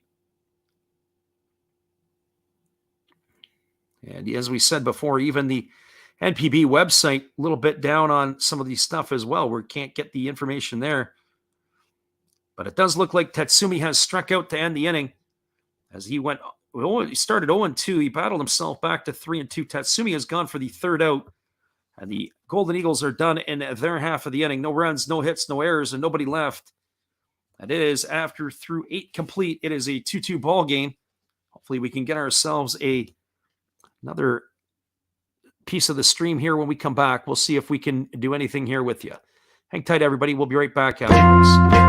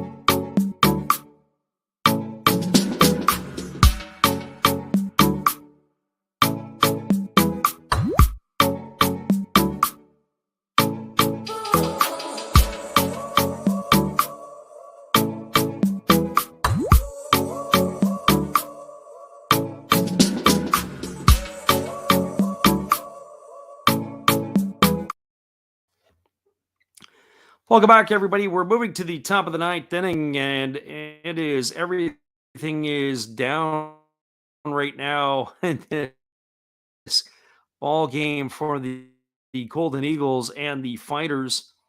The only thing we can keep you abreast upon right now is that the Fighters are slated to come to bat. In their half of the ninth inning, it is going to be Kimura and 9 hitters in the batting order. And we are a little bit frustrated our end, as it looks like that the Tohoku Rakuten Golden Eagles have lost their feed. And as we said before, we are with you guys here. And not only has the feed gone awry here as we move to the top of the ninth inning, for us, it has also gone awry as well on other spots. It looks like that it's not necessarily us. It looks like it's the entire Pacific League as we look for the alternate feeds in the B and the C feeds, and everything is down for the count. So a standing 8 count here in the Pacific League. So he pretty much read stuff, but unfortunately tonight we are stuck here waiting for a reset of the feed. I don't know if it's the Tohoku Rakuten Golden Eagles. The weather is pretty good in Tohoku. It's a cloudy day in Tohoku, so it's not like something that is a problem. It looks like it is something that is a issue that we can have on our hands here. So we'll try to keep you updated in the snail sense. As we said, it is supposed to be the 7, 8, and 9 hitters to come to bat for the Golden Eagles. But not only that, the NPB site is also on the downside right now. So we'll try to keep you entertained as best as we possibly can, as we have to take a look and see what we can pull up for you here as well. So we're waiting on anything from our ends, and we're looking to do our technical stuff. And we'll stay with you. We said tonight, that's the problem when you have one ball game. You can always bounce over to another one. But all the other games that are on the slate are not supposed to start until later, as the games are all later at 5 a.m. on the east coast of North America or at 2 a.m. Pacific. So we are just trying to surf around and see if we can grab ourselves something else for you here. And that is not looking like it is the case anywhere. It looks like it's right across the board. We are in a bit of a jam here. So here comes our C feed. We're going to see if we're able to get that one up and running. So just hang tight here as we try to negotiate through some of our other stuff.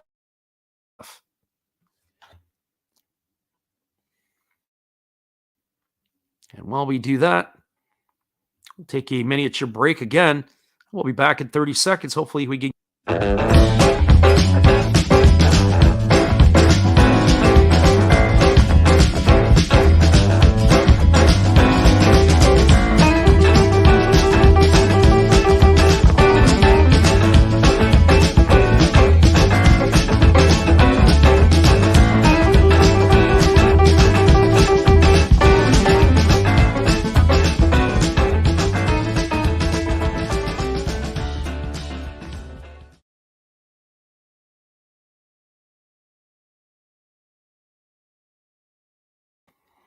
Welcome back, everybody. Well, it looks like it's not only us. It is everything across the board is going to have its challenges here. So hopefully we can keep that there. Even the NPB web information and the stats site, everything looks like it could be in a little bit of disarray. They do say in the top of the ninth inning, there is 2 gone, as the hitter Kimura and Umbiyashi have been retired. Although we have 2 outs in the top of the ninth. And that'll bring Ishii up to the plate. Ishii is 1 for 3 in this one here. And as we said, we're working off of the little bit off of the NPB site. So hopefully that'll be able to work out with you as we move along here. The first 2 batters that were retired, it was a Kimura had struck out. And then it was a fly ball on the first pitch that Umbiyashi saw. That was the second out of the inning. Now that brings Ishii to the plate. And that is where we stand here. So we're trying to catch up and give you some information as we can as we try to hopefully regain any type of feed here. So this one here is still down for us, and people are still moving about and trying to be able to get us. But this is definitely the NPB's issue, and not necessarily our issue. Occupied and interested.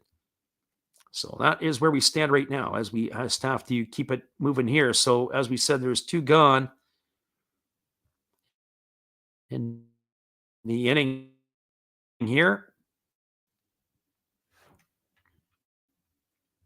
So with 2 away in the top of the ninth, doesn't get any easier than this, as we still continue to wait on any type of feed that will be able to come through. And even the other stuff that is slow on the backside as well, not getting anything there. It is, looks like there's a problem with their video feed, and whatever that might be coming out of Tohoku.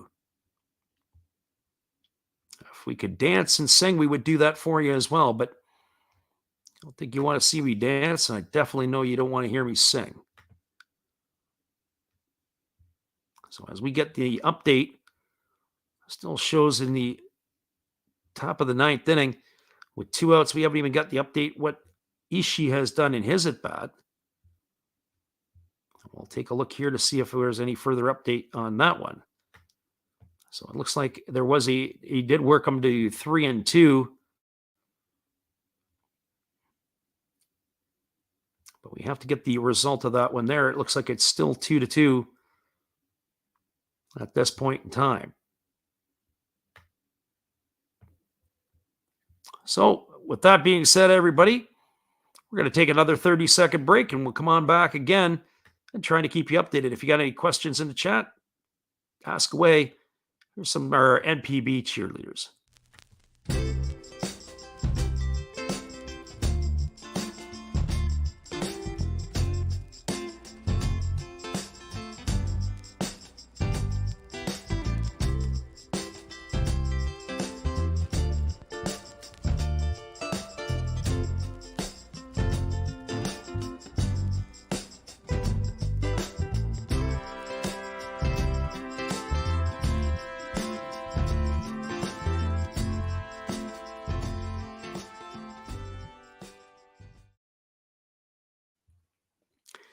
Welcome back, everybody. We're waiting on the update here. As we said, we got everything else.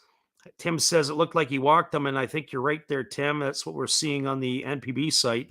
Went to a 3-2 pitch to Ishii, and he has drawn himself a walk. Anything that we're doing, we've got multiple feeds. We're trying to be able to work out of here. If, as we said, if we could have gone to another one, we could have brought you some of that other as well. We got our A, our B, and our C feed all going, and where we can possibly pick up any type of stream stuff, and that's where we're at. So that'll bring up the top of the order, and Nakajima is coming to bat here in the ninth inning with the runner at first base with 2. So Nakajima is the hitter who is stepping to the dish. As we said, we also use some of the other sites as well, which is the English box scores. We use hosted, and you get often that as well. But everything is really just come to a complete halt. It's unbelievable that has happened. It's been pretty reliable this past year, whether it be doing the NPB games of the games that are in the Pacific League or in the Central League. But here we are getting into the latter part of the season, and we've had a couple of different little things that have gotten in the way this time. And that's unfortunate, because we have had ourselves a good ball game, and it's been a good crowd tonight, not just here as well. Tim says he's following along on the pitch count on DraftKings. I'm looking at, as I said, I've got the hosted site. On top of that, not only do I have the hosted site, but I've also got the NPB site. And we're moving that. And the NPB site is always a little bit slow to adapt at the best of times. So they're still showing that it is the that there, and it looks like it was in the top of the ninth inning. They had a pitching change. I don't know if that's a pitcher change. They went from Nishiguchi to Matsui. Was also in. So Matsui, the pitcher, at that point in time. So we'll have to wait here. And he says the runner steals third. Does Tim? Well, we'll just stay with Tim here. And hopefully we can get ourselves some other updates. I'm just looking back at the piece over here in the other scoreboard. They don't show anything. They just say it's moving to the bottom of the ninth inning. And there were no runs there. So it looks like the half inning has concluded, as that inning is over according to the hosted site. But they haven't updated anything on the NPB site, and we've got nothing for us to be able to give you on any of the others. But we are going to the bottom of the ninth inning, and hopefully we can regain something in time so we can watch that bottom of the ninth inning and be able to relay you that stuff here. So hang tight, everybody. We'll be back again in 30 seconds. We're going to the bottom of the ninth inning. Our friend Clipper is in the house here, an undrafted player is here, and we appreciate everybody for popping in, and we'll be back in.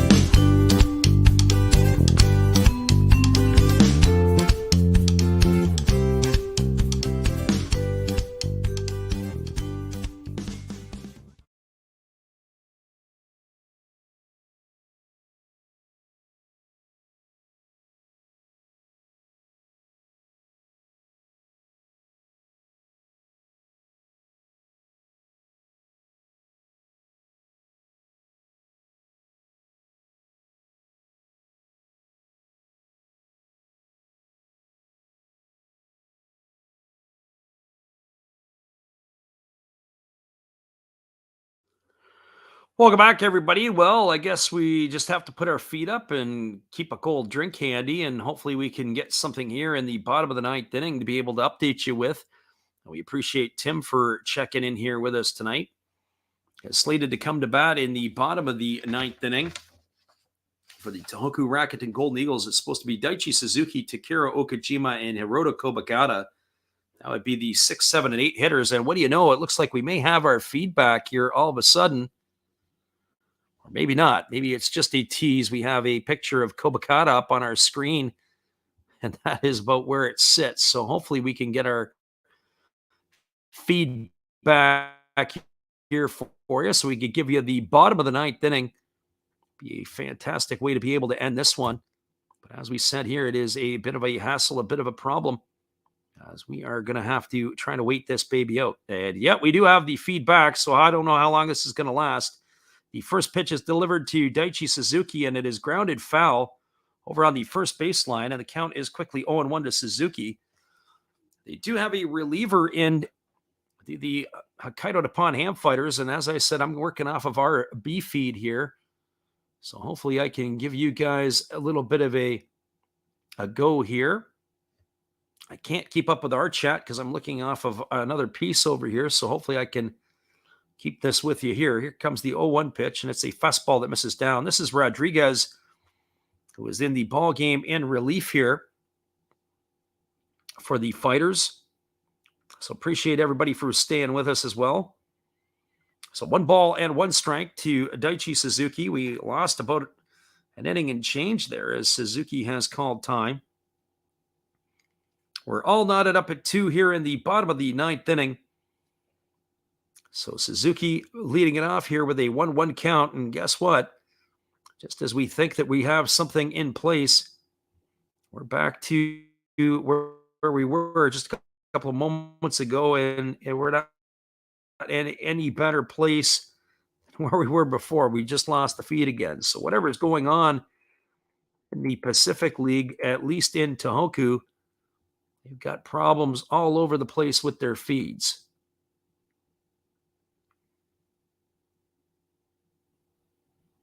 And we'll just have to try to get it out here again, as it looked like we lost it when they had called time.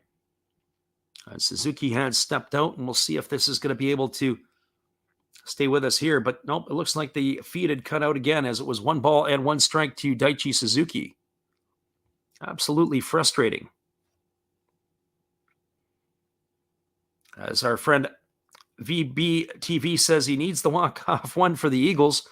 This well never ends. Well, unfortunately, we appreciate you checking in here with us tonight, and we're stuck here with you as well, as we're trying to hopefully get something else here, as it is the bottom of the 9th inning, and it is just not working one iota.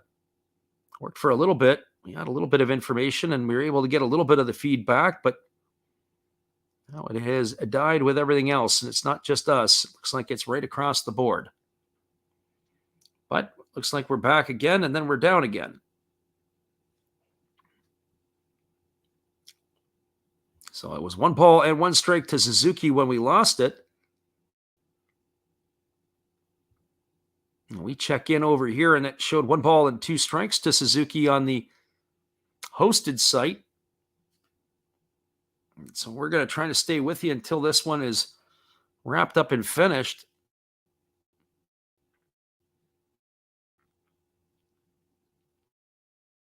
And we'll do the best we can with anything that we can give you here.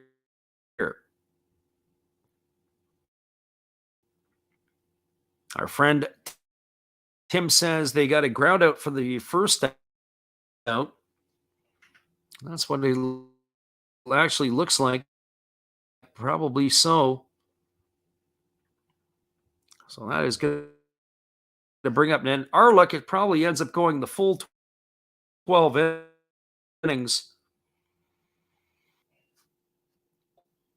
This one. Even as we said, the hosted site, everything is behind on their stats. I wonder if they're working somebody as well in tandem with the feeds. As we go back and look at the NPB site, not getting a whole lot of information up over there either. But it looks like that Okajima has also grounded out. So you've got Suzuki grounded to second and Okajima grounded to second. So that is 2 away, and that's going to bring Kobamakata to the plate with 2 away in the bottom of the 9th inning. Maybe we'll get lucky and be able to get ourselves some visual for the 10th inning at some point. But I don't know if that's going to happen. It looks like our feed is still backtracking where we can. That was an 0-1 pitch to Okajima where he grounded out. It was a 2-2 pitch to Suzuki where he grounded out. As we wait on more information, our friendly Living Room Sports has popped in.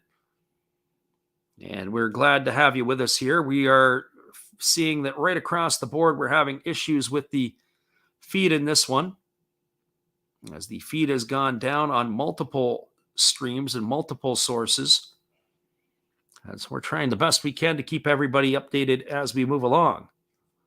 But it looks like Kobakata has got himself a base hit, as sporadically we were able to get something. It looks like it could be a double, and it is absolutely that. He is on at second base.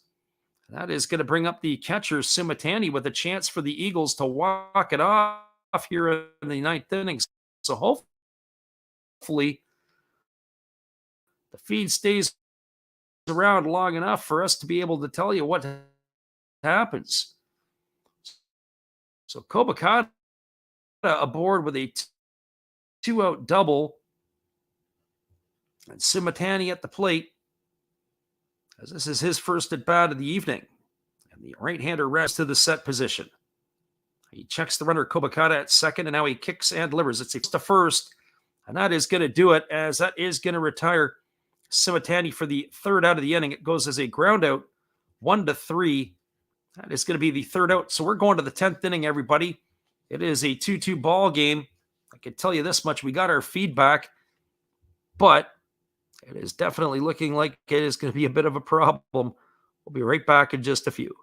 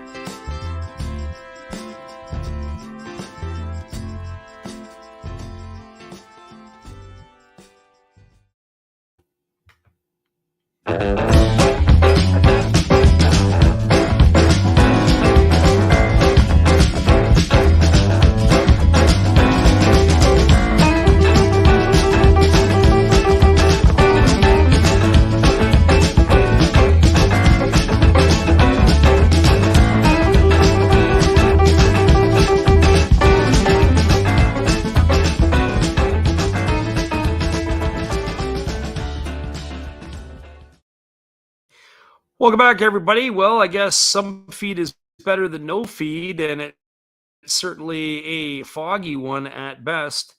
And that is what we have on our hands here. But we are going to see it is the reliever Matsui had pitched in the top of the inning, and his day is done. But I don't know if we're going to be able to keep up with this or not. And it does look like one of our feeds had frozen. Now the other one is back at it.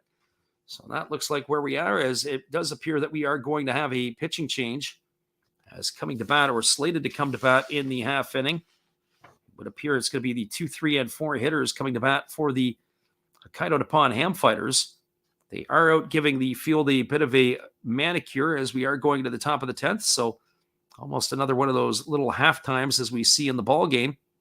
So we'll see what we have coming up here. So at least we got ourselves a little bit of action ready to go. And we'll be back in just a couple moments with all of the action. So hang tight, everybody. In 45 seconds, we'll be back after this.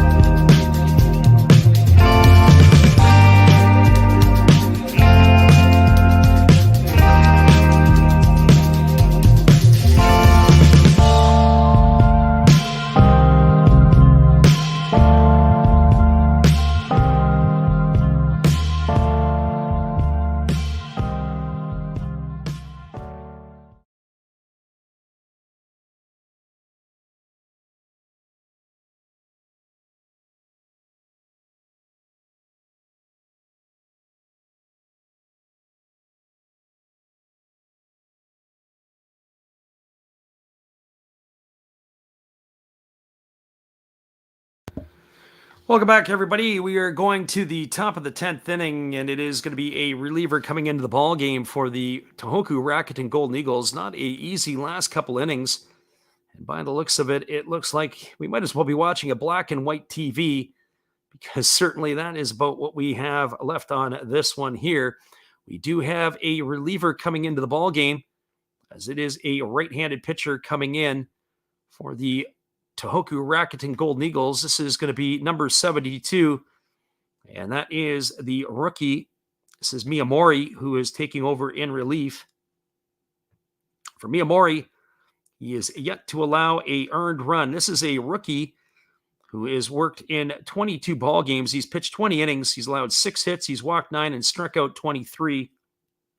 And he has not allowed a earned run or a run period in his professional career. So Miyamori on in relief of Matsui as the pitching parade is about to continue.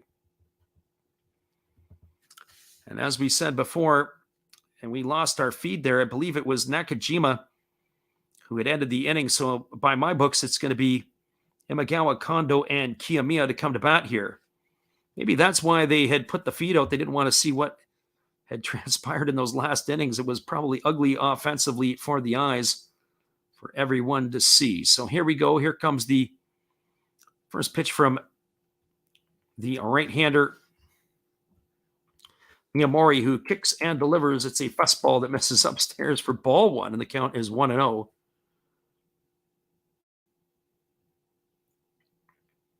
For Imagawa, he came in back in the 4th inning to replace Isabata. Isabata had a couple of singles in this one.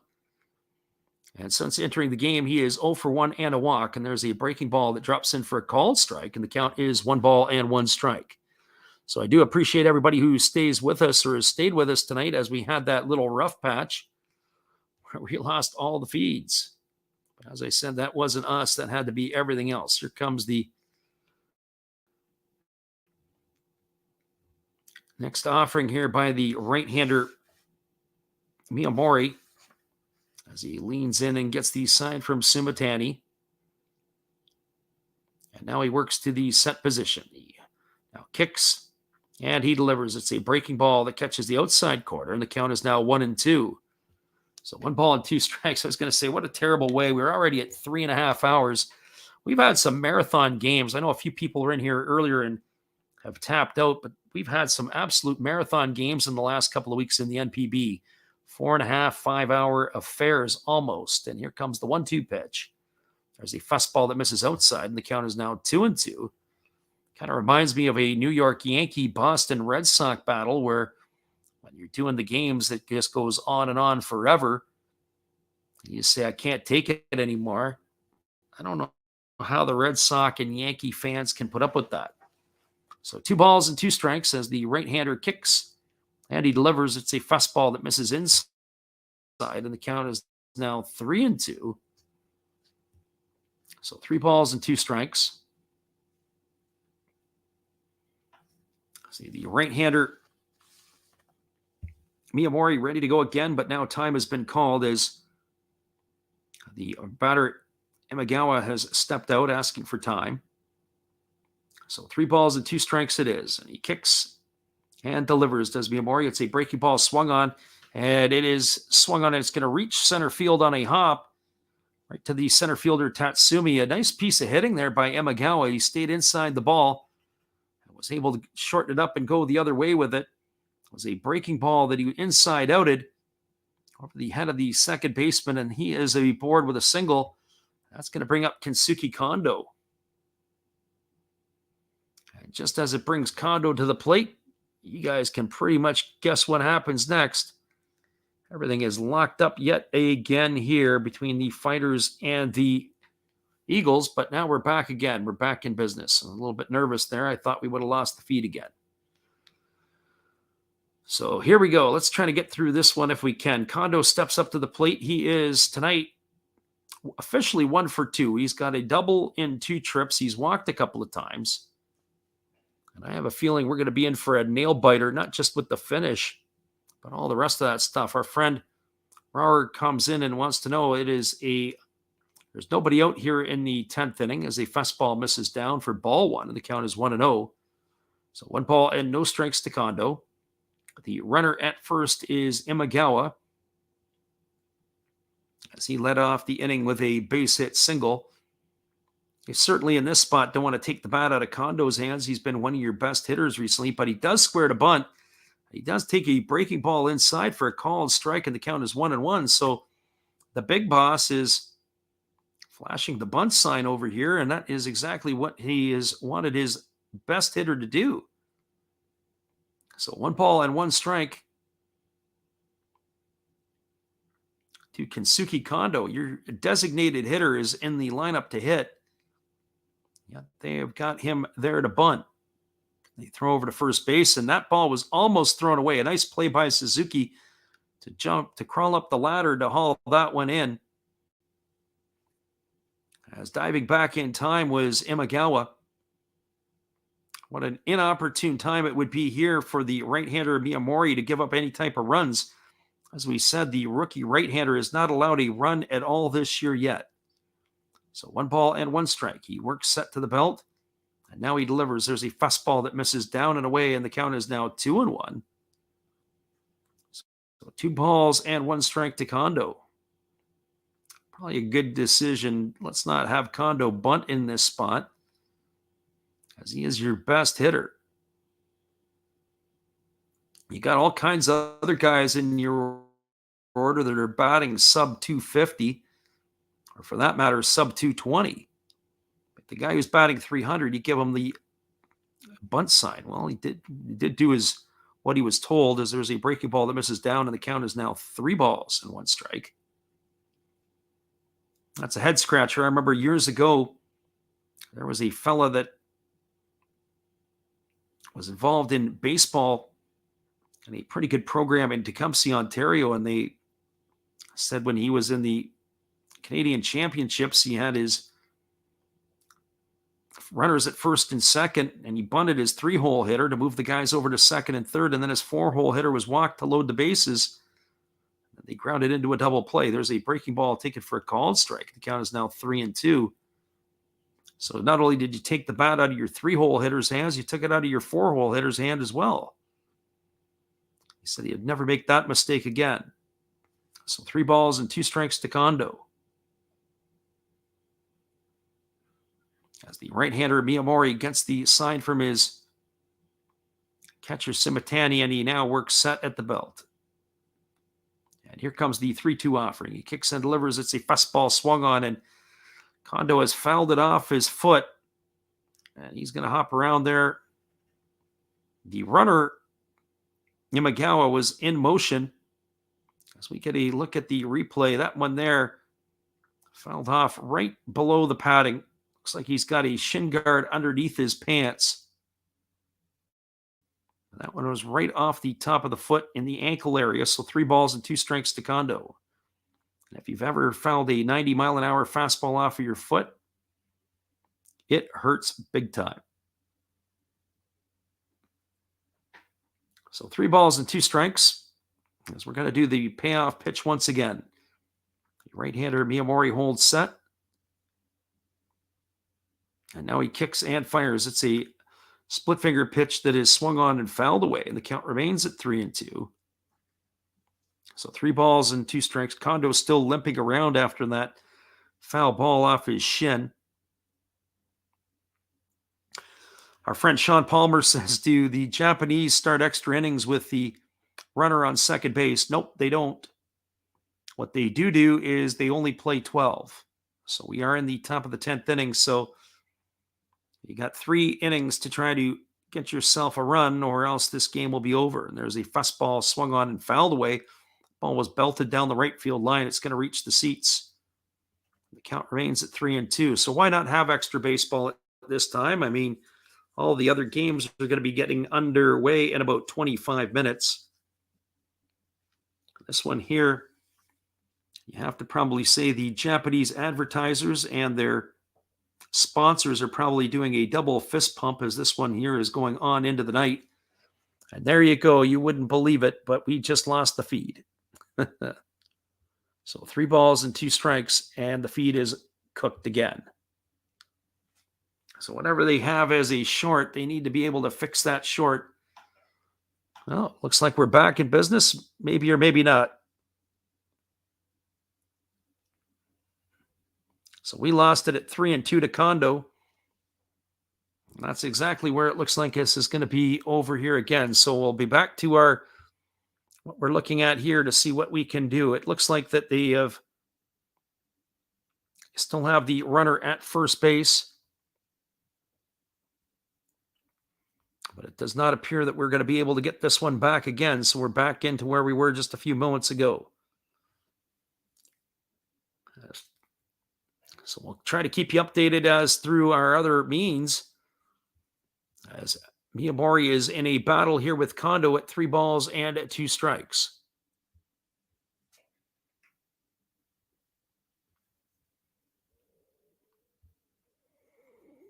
Absolutely, completely frustrating in this one. As we said, Imagawa had singled to lead off the inning. The count had gone full to the designated hitter Kondo. And that is kind of where we sit right now. So stay with us, everybody. We'll try to keep you updated as best as we possibly can.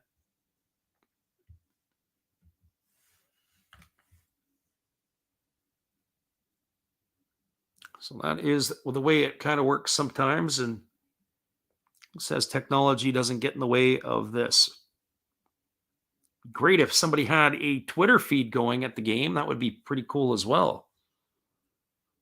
Looks like they are down for the count once again in Tohoku. Well, saying you're missing a good game. Well, the way it keeps going here, we might be able to get you one of the other games that's going to start at the top of the hour, but this is the one that we're interested in.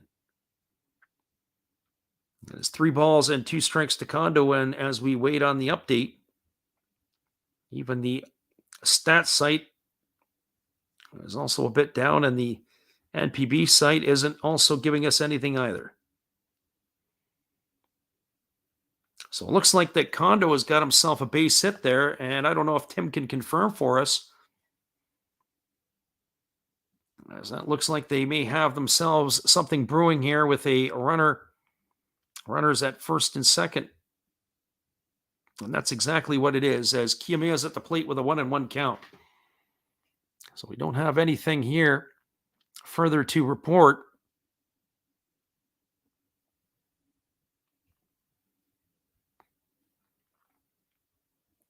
It is runners at first and second, and we're back in business again. But we're a little bit behind here on our feed. It is 1 ball and 1 strike.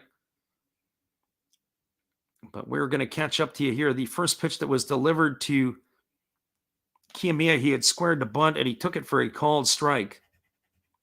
So the runner at second is Imagawa. The runner at first is Kondo.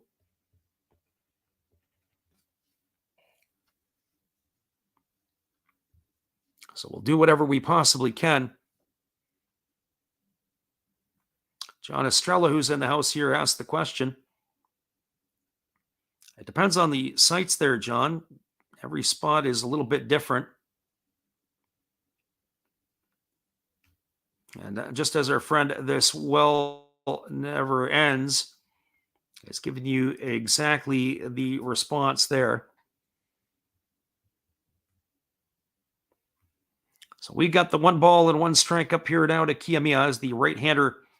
Miyamori's got himself in a pickle here. Runners at first and second, nobody out. The rookie right-hander is facing some adversity, as he said he's gone a number of ball games to start his career without allowing an earned run.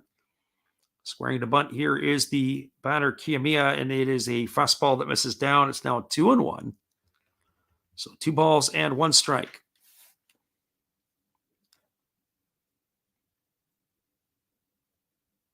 The Tohoku Rakuten Golden Eagles are in a playoff battle, and the fighters are trying to play spoiler here as the season is closing to an end. Right-hander Miyamori ready to go here. And he kicks and delivers. It is bunted down the right back to the first baseman. They throw over to first, and that is going to retire the batter Kiyomiya. That's going to go down as a sacrifice. It's going to be 3-4. Advancing to third is Imanaga.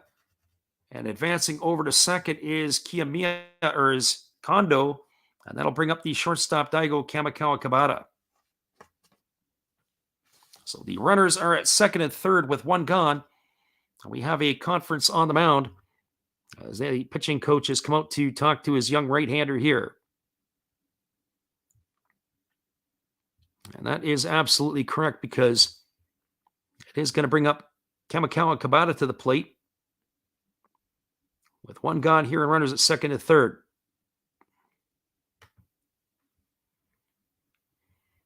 So we're just slightly behind on the 1, but we've got 1 ball and 1 strike to Kamikawa Kabata,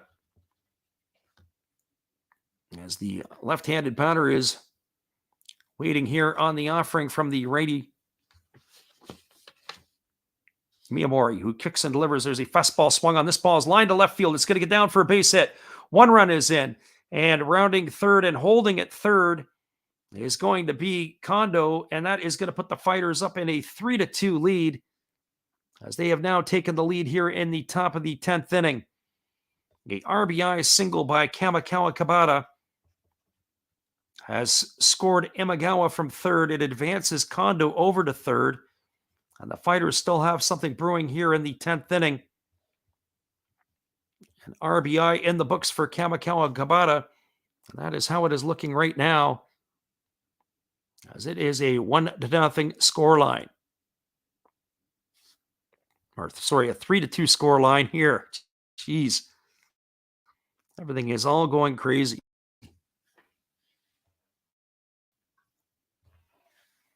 Well, that brings Arizmendi Alcantara to the plate. As Alcantara steps to the dish, he's got runners on the corners now with 1 gone. And the right-hander Miyamori is, for the first time in his career, allowed an earned run, or any type of run. And then we do have a pinch hitter for Alcantara now, as what's been announced for the Fighters. They have a right-handed stick at the plate. It just is a challenge for us. This is going to be Tsuyoshi Matsumoto, or in other words, Go Matsumoto to the plate, the leading hitter in the Pacific League. So Matsumoto on the season is batting .347. He's got 3 homers and 42 RBIs. There's a fastball that misses down on his 1-0. So Go Matsumoto not getting the start tonight.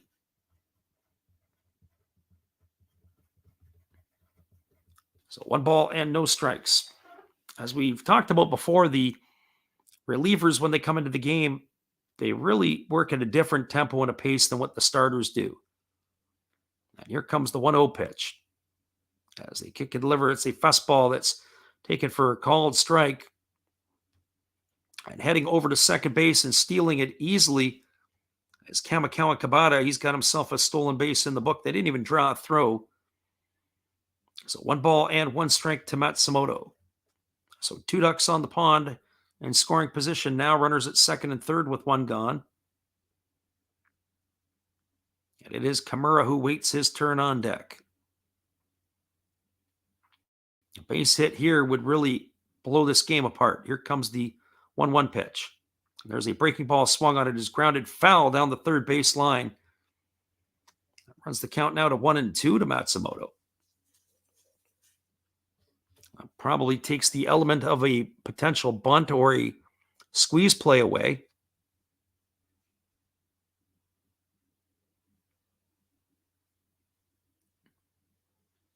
Our friend Jeremiah jumps in here and he says the day we beat the Eagles, he gives him his only run all season. Yeah, that is tough luck. That is for sure. Here's the 1-2 pitch. It's a breaking ball swung on it. Is grounded down the third base line. It's fair. It's extra bases. It's in the corner. 1 run is in. 2 runs are in. And cruising into second base is Matsumoto with a double. A 2-run double for Matsumoto. And that is going to increase the scoreline to 5-2. And the crowd is now going crazy. And that is going to bring Kimura to the plate with a runner at second and still only 1 out here in the 10th inning. Not exactly the time of the season for your star rookie to fall apart, but that's exactly what's happened here in the 10th inning to Miyamori. As the manager Ishii has come out, and it looks like Miyamori's night will be done. Hang tight, everybody. We'll be right back. It is a 5-2 ball game for the Hokkaido Nippon-Ham fighters as the Tohoku reliever is now coming out of the ball game. We'll be right back in just a few.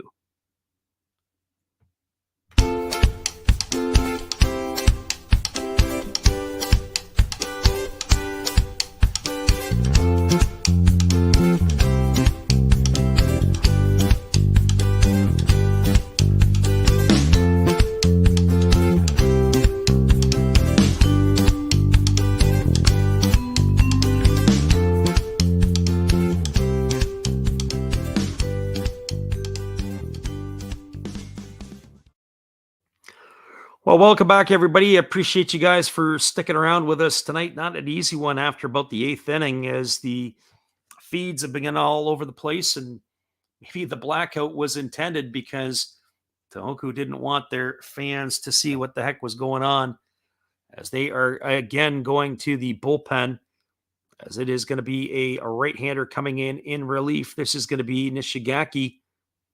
Masaya Nishigaki is working the rookie right-hander. He's making his 22nd appearance of the year. He's worked 20 innings. He's allowed 16 hits. He's walked 8 and struck out 15, and he's got an ERA of 1.80. So Nishigaki on in relief. And he is going to be the 7th pitcher used here by Tohoku, as there was only 1 out here in the top of the 10th inning. So Masaya Nishigaki in relief. The runner at second is Matsumoto, and it is Kimura who is stepping to the plate. And Kimura tonight, it's been a tough spot in the 7th spot in the batting order. It was Ryohei Asakawa who started in that spot. He struck out twice. And since entering the ball game, Kimura has done the same. So that is where we stand right now, as his average is at 170 on the year with a couple of homers and 8 RBIs. Bats from the right side against the right-handed throwing Nishigaki. And here's the first pitch. It is a breaking ball that misses down, and the count is 1-0. So 1 ball and no strikes. It is going to be a difficult hole to overcome here. Our friend Brian Solaris says, any chance that you're going to do a doubleheader today? Nope, not today. We're not going to make it through this one. We're barely making it through this one, but we appreciate that. So we're probably going to be doing some diamond surfing tomorrow night. We'll be calling the Fukuoka SoftBank Hawks on the Sunday game, which is a Saturday evening on the West Coast. There's a breaking ball that drops in for a called strike, and the count is now 1-1 to Kimura. So 1 ball and 1 strike as the right-hander now works to the set position. Nishigaki kicks and delivers. There's a fastball swung on. This ball is lined into right field, and it's going to get down for a base hit. Rounding third and heading home is Matsumoto, and he is going to score. And that is going to increase the lead now to 6-2 as the Fighters are just continuing to pile it on. An RBI single for Kimura, and that is going to put him at first base with 1 out. And that is going to bring up the catcher Umbayashi to the plate.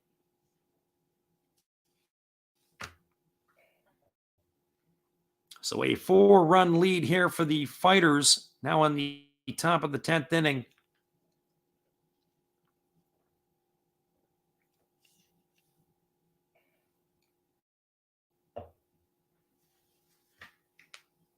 As that is going to bring Umbayashi to the dish. He is 0 for 4 tonight. He has popped to second, popped to first. He has flown out to right field, and he has struck out in his 4 trips to the plate. His average on the season has fallen to 116, and there's a first pitch fastball swung on and missed. The count is quickly 0-1. So no balls and 1 strike.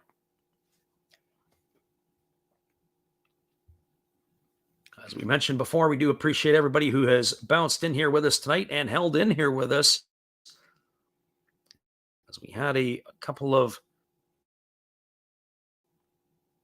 challenges definitely with this one, as they throw over to first base and diving back in time as the base runner. So hopefully you guys can make it back in here with us tomorrow night. Umbayashi is going to take the bat out of his hands. And here comes the pitch. It's bunted. It's back to the pitcher. It's going to advance the runner over to second base. It's going to be a sacrifice. It's going to go down as 1-3 for the second out of the inning. Moving over to second is Kimura. And that is going to bring up the left fielder Ishii.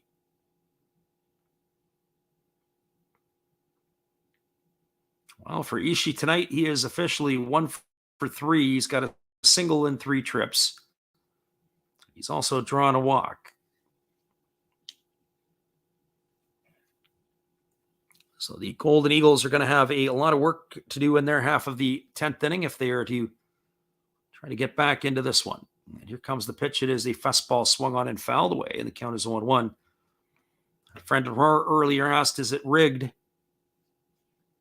Well, all professional ball players here, it's hard for that to happen sometimes, but definitely when you have the Golden Eagles, they have not played well in the second half of the year. In fact, ever since that big winning streak, they have not played consistent baseball at all. There's a split finger pitch that misses down, and the count is 1-1. And once again, we lose the feed as well, or at least one of the feeds. So 1 ball and 1 strike, and it looks like we're down again. So I can only imagine what's going to happen the rest of the way. It is a 6-2 ball game. We'll try to stay with you here as we try to pick up the feed as we can.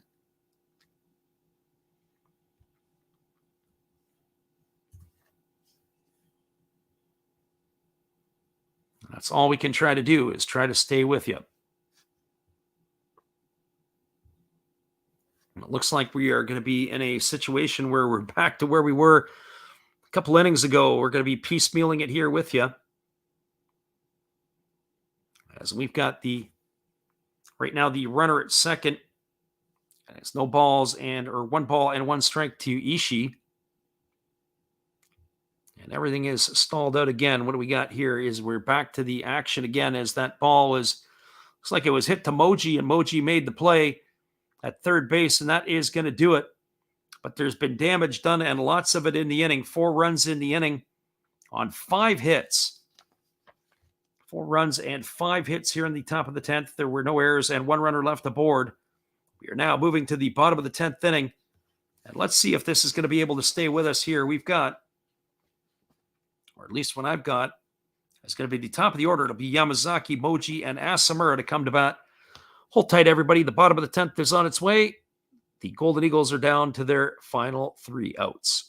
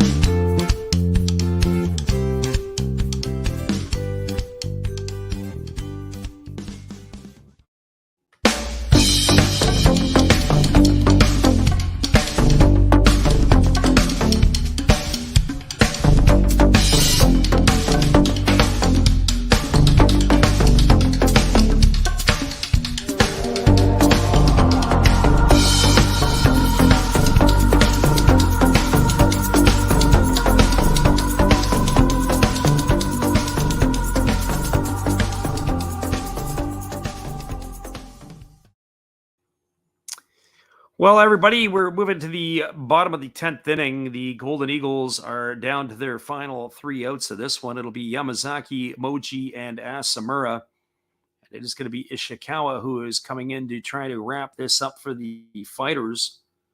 So Ishikawa, the right-hander, on in relief. And we'll see how this one is going to play out here in just a moment. So our friend John says, can you imagine if it is a comeback by the Golden Eagles? That would be pretty impressive. Even more impressive if we could keep our feed, because the feed has just gone down again for about the umpteenth time. So I don't know if we're going to be able to stay with this one or not, or if everything is going to be toast and finished. So as we said, hopefully this will be able to allow us to be able to get this one done. So we'll see what happens here. And so they're going to have to try to sort this one out as we get to the bottom half of the 10th inning. So if our friend Tim is still with us, maybe he's going to give us some insight. As we said, it is going to be the Yamazaki, Moji, and Asamura. Boy, if this happened on the regular basis, I can tell you this, we wouldn't be doing this. This would be ultimate frustration. As a 6-2 lead, 6-13-0 is the line score for the fighters. 2-7-1 for the Tohoku Rakuten Golden Eagles. And it looks like we got ourselves 1 out and 1 strike on the hitter, as it is Moji at the plate. So our feed is back up and running again. So they are down. They've got 2 outs here to go. 1 ball and 1 strike to Moji. There's a breaking ball that misses inside, and the count is now 2-1. So the Golden Eagles are down to their final at-bats here in this one. Friend John says, imagine a comeback for the Eagles. Imagine if they did it all with 2 out. That would be pretty crazy. Here's the 2-1 pitch, and there's a fastball swung on. It is lifted foul over behind the third base side of home plate. And, of course, the feed goes back down again. So up we go, down we go, up we go, down we go. And as I said, when I go and look at the other spots, it has nothing to do with us. It just looks like it is something to do with the stuff that's going on in Tohoku.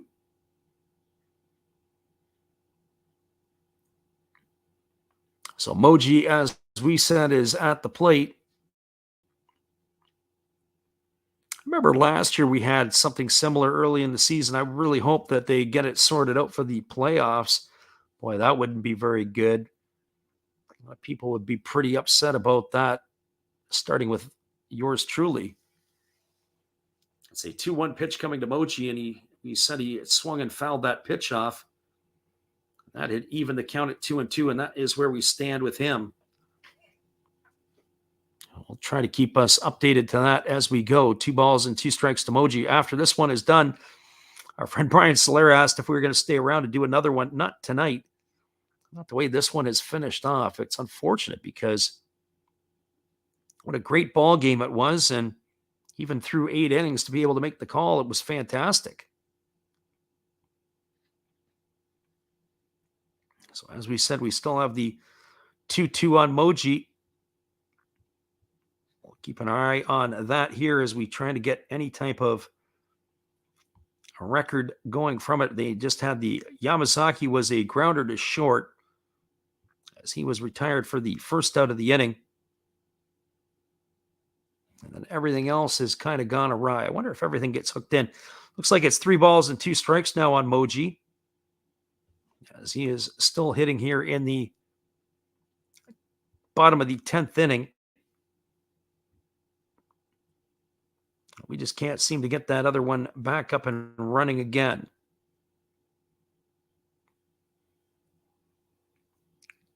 We're waiting on the box score update in the NPB. We'll take anything that will give us that. Moji, we know, likes to battle sometimes. But as I said, we've got nothing here other than that. So Tim says it is a base on balls. So Moji's got himself a walk. And we don't have any confirmation of that yet. But Tim's been pretty good with his updates, so we'll give him that one for sure. And if that is the case, then that would bring Hideo Asamura to the plate. And the Tohoku Rakuten Golden Eagles are going to need instant runs in this one.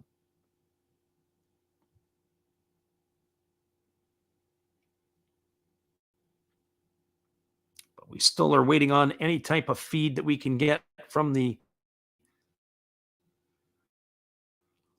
any of our feeds here. As we said, it is a little bit of a struggle for sure. As I flip across all of our networks here, we still are 3 balls, 2 strikes, and nobody out. But as we say, Tim says we have a walk that is keeping the Eagles alive in the bottom half of their inning.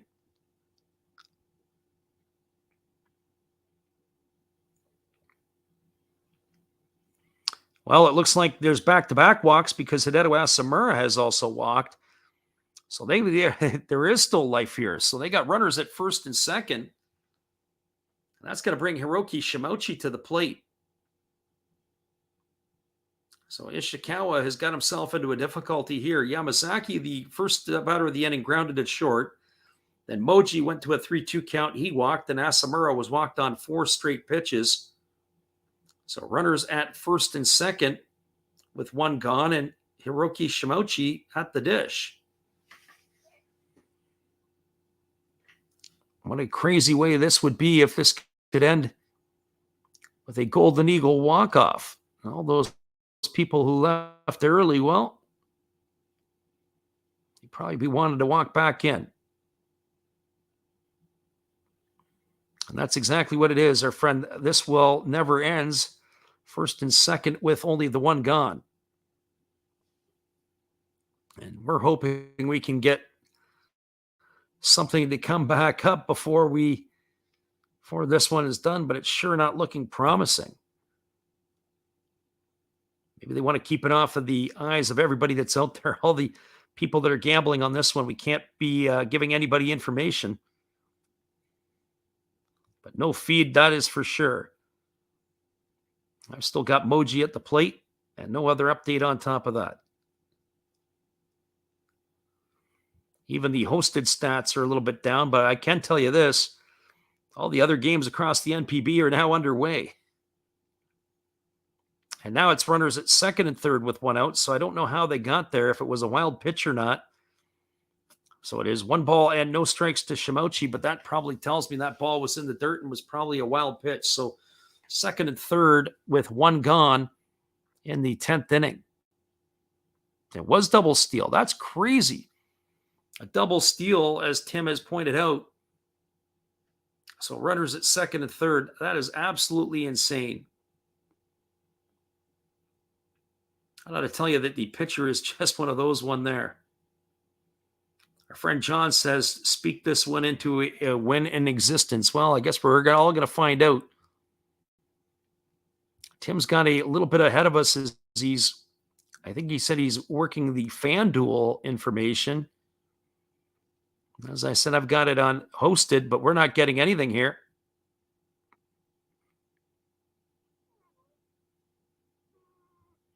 And we just keep getting the same at-bat emoji, as that is where we are kind of stuck at right now.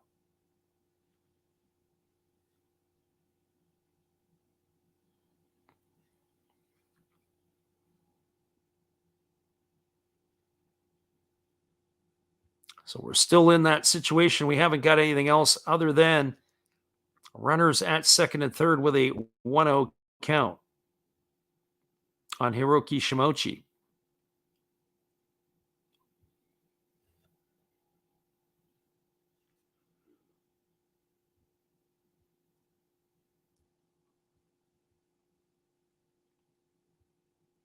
And that's pretty much about where we're at here. Our friend, This Well Never Ends, says strike out for the second out. So 2 gone with those runners at second and third.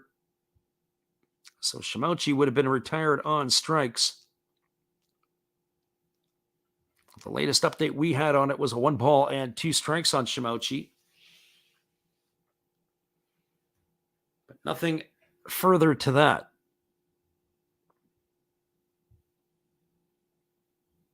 But he's absolutely correct. It was a 1-2 pitch that retired Shimochi. So runners are still at second and third. And that is going to leave it all up to Ryosuke Tatsumi.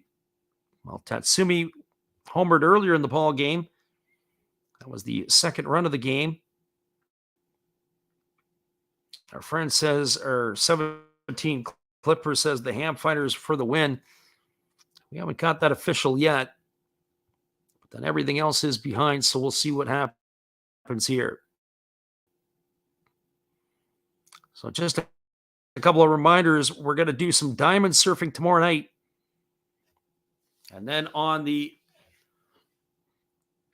Sunday game in Japan, which will be Saturday night in North America, the Chibalote Marines and the Fukuoka SoftBank Hawks. I'll be able to bring you that one, and I keep my fingers crossed and say, hopefully we can bring you that one, because that is what we'll be looking to do. What an unfortunate spot. 8 innings, we're able to give you all the action, and then it just goes absolutely sideways. Probably should have given you some farm action before we ended it here. So Tim says a run has crossed the plate and the runner has moved over to third. So if we can get any update on our end, we'll be happy to share that with you. As we said, Shimochi had gone down on strikes on a swing and a miss on a 1-2 count.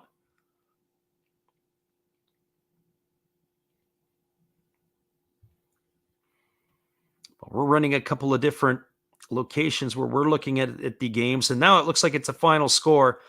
Final score is 6-3 as the Fighters have knocked off the Golden Eagles, and that is exactly it. Runner is done. And so listen, everybody, I really appreciate you guys listening in and putting up with this for the last little bit. Frustrating at our end tonight, and we really appreciate, as I say, you guys taking the time to come and listen and to share the love of Japanese baseball with us. Your final score was the Hokkaido Nippon-Ham Fighters 6 and the Tohoku Rakuten Golden Eagles 3. Appreciate you guys here. Come on back and see us again tomorrow. We're going to do it all over again. As I said, we're going to do some diamond surfing around 11 p.m. Pacific time.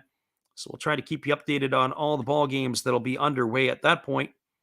And we'll be bouncing back and forth. So if we lose the feed of one game, hopefully we have it for some of the others. Have a great night, everybody. And once again, we'll see you tomorrow. And then it'll be the Marines and the Hawks on Saturday night or Sunday morning. Hopefully you can join us for that. We'll be back in a bit, and that's going to be in about 24 hours. Have a great night, everybody.